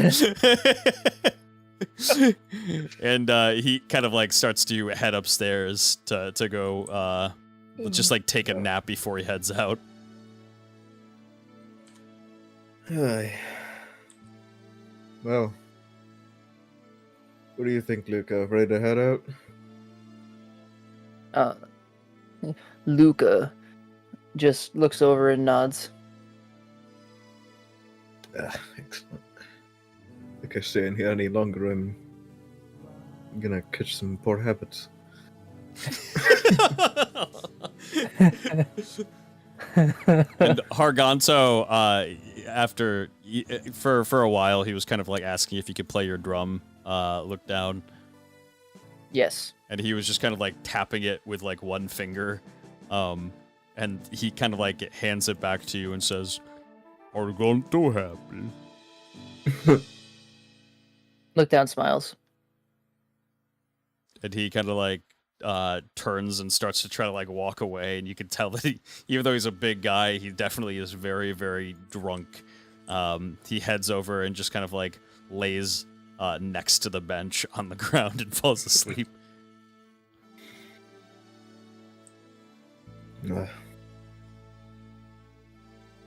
All right, come along, Luca. We've got places to be. I follow Pivot. I walk by his side. Aww. And you head outside And back to the castle. Did you enjoy yourself, Luca? I know you weren't chatting too much, but I hope it was a pleasant experience. It was different. Never seen so many people happy in one area. True. Not like there's ever much reason to celebrate in this dreadful place. Prefer company of you all.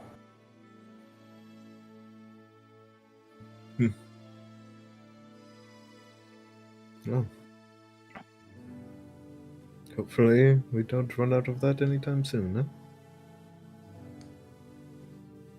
I hope not. It's been fun.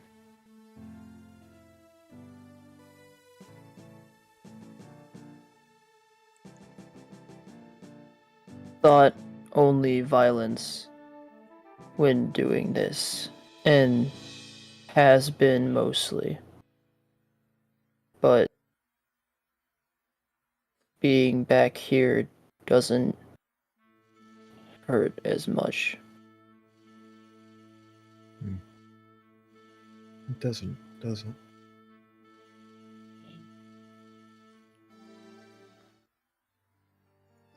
Huh.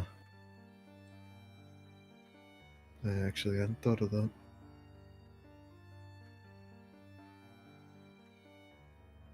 Plus, no more dungeon. Yeah, that would certainly help, wouldn't it? Thank you. You're welcome. Look down.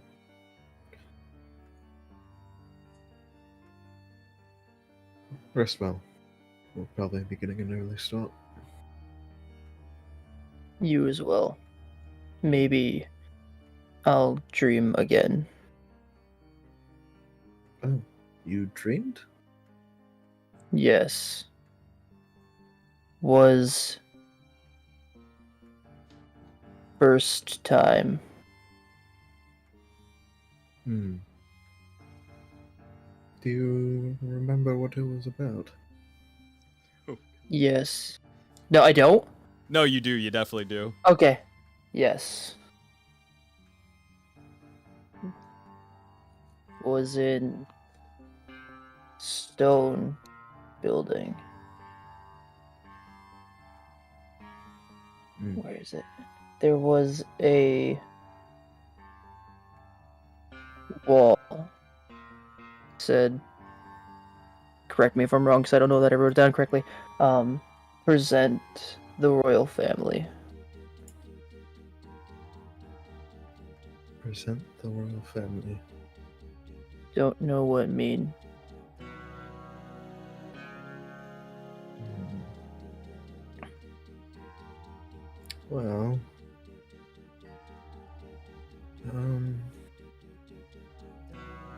let's see. We've now what was it? Valen? Yes, the words on your chest. Yes. We know that it's related to Marth. It's someone Marth knows. Perhaps Valen is also part of the royal family.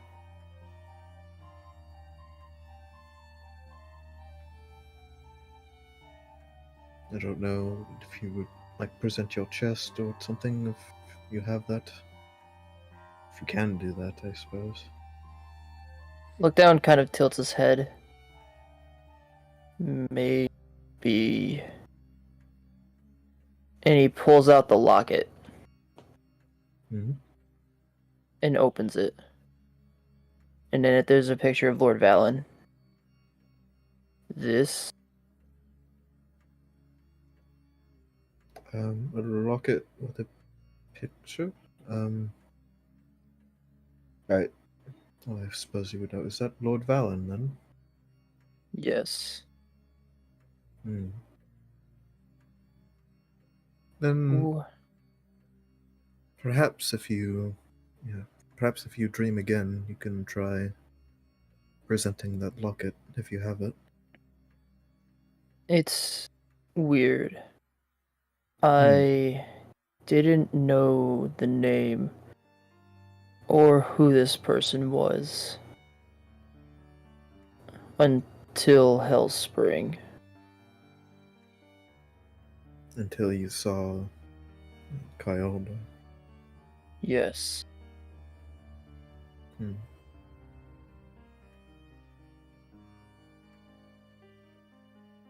But it meant something to me.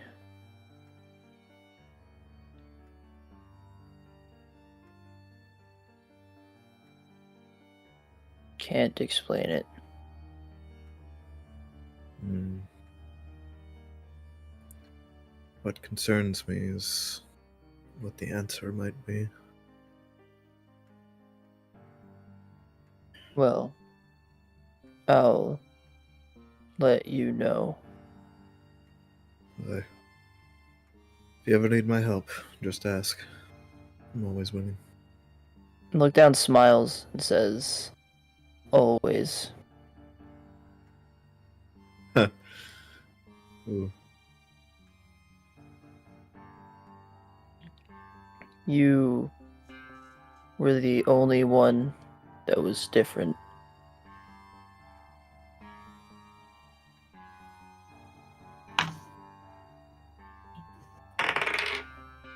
Oh my.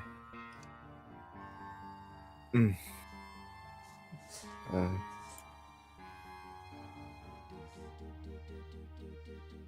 glad to hear that. Well, I suppose I shouldn't say glad. That's a lot of people that would just look down on you. Yes. But you always had a good aura about you. And then Lookdown leaves.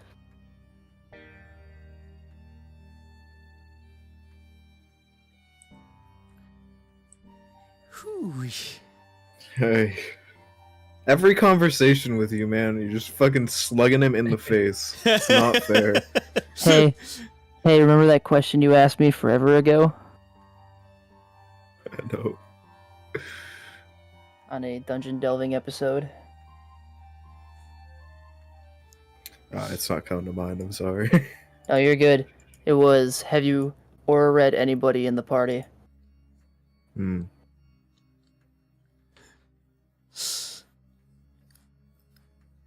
I wanted to give you your answer.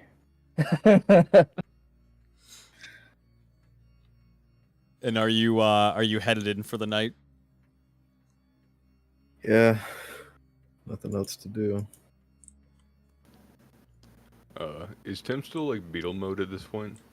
Or has it been 8 hours since the fight? It has indeed been 8 hours since the fight now. Okay. Tim's just gonna take out the Olivinium stone and try to call Pivot. No, there's two of them. 2 times, how does he do it? You make your way into your room here, and upstairs is Mr. Temsothy. Notes. Thames, you want to explain the process about how you go about with the Olivinium stone? Yeah, he'll like fiddle with it and being like, how the fuck do I use this? Then we'll like hold it up to his face and then just think pivot really hard. Then think of like that one time that he had that like stone that he showed. And then think like, oh yeah, he also had this stone. And then think pivot really hard again and then hope that calls him. And unlike kind of the first time that you had touched the stone, you do indeed feel just like threads through your bloodline, a kind of a power flow through you, and you do indeed start calling Pivid. What the hell? He pulls out his aluminium stone and answers it like, "Who the hell is calling at this time of night?" Does this thing work? Thames? Can you hear me? Yes, I can hear. Can you hear me?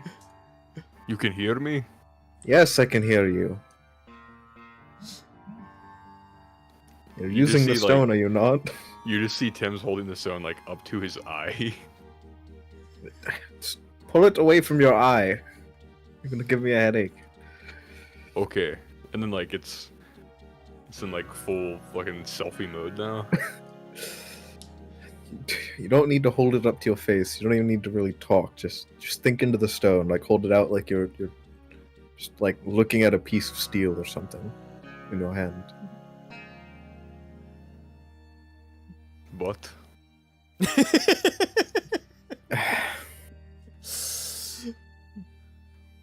Whatever. Yes, I can hear you. You can hear me. I can also see you, and you should be able to see through my eyes as well. Oh, that's what that is. Yes. Okay. If you wish to stop such a thing from happening, you simply close your eyes. Okay. Like so. And he closes his eyes. Tim's doesn't close his eyes. Yeah, I know. And then I'll say, okay, this works. And then he just cuts off the fucking communication. Oh. Fucking old men, I swear to God. Oh god.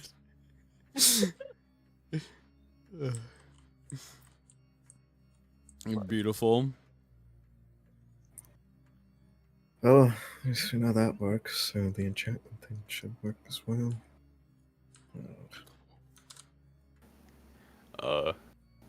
And then Tim's realized he didn't give Penelope the coffee, but like it'd be catastrophic to give Penelope coffee at this hour, so he'll heat it up in the morning.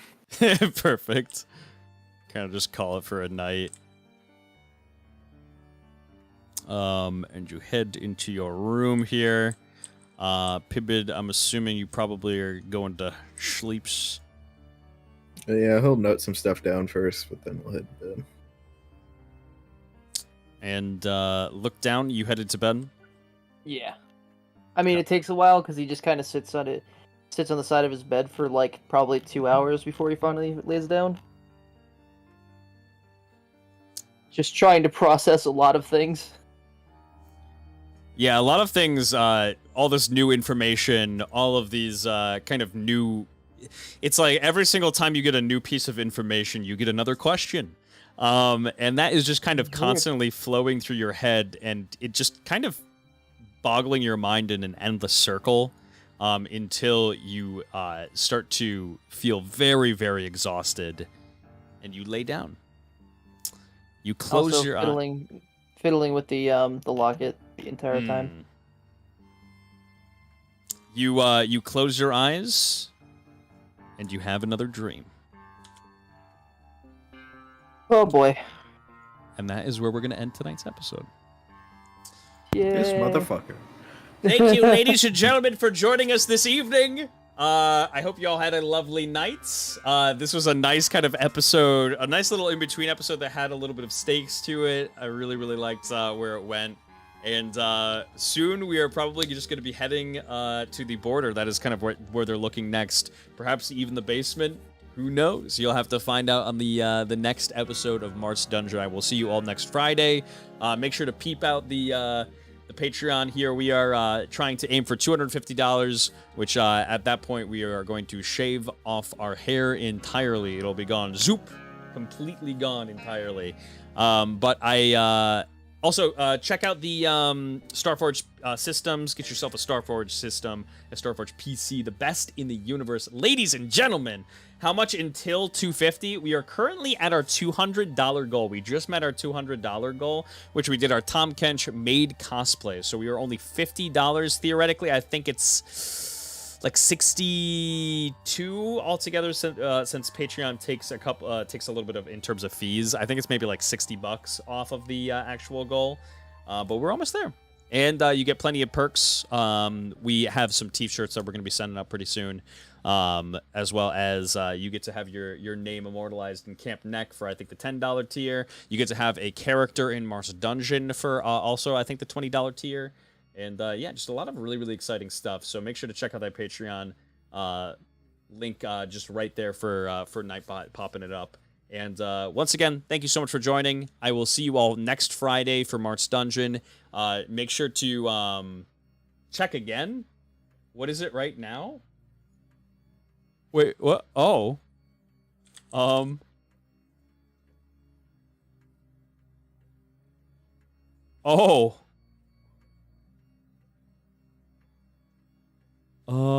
Let's we are at 196. You need an alert system or something? I do have an alert system set up for it. So every time somebody pledges it, or pledges to the Patreon, it does have like an alert for it. Sometimes it doesn't always pop up, and it's kind of weird, but yeah, I don't really know why that happens, but I think we are at 196 right now. From the last I've kind of looked, it looks like 196. Let me just make sure I checked that correctly. Yep. All right. And I want to, once again, just thank everybody so much for watching. Really appreciate it, guys. Hope you all have a lovely rest of your evening. I will see you all next Friday with another episode of Marth's Dungeon. We will have more gaming streams throughout the week here. We'll be doing our watch party for anybody who's a part of the Patreon. If you missed the episode, not tomorrow, but probably either in the day Sunday or in the day Monday. I'll keep you guys updated in the Discord. But thank you for watching. Hope you all have a lovely rest of your evening. And as always, stay beautiful, my friends. Peace.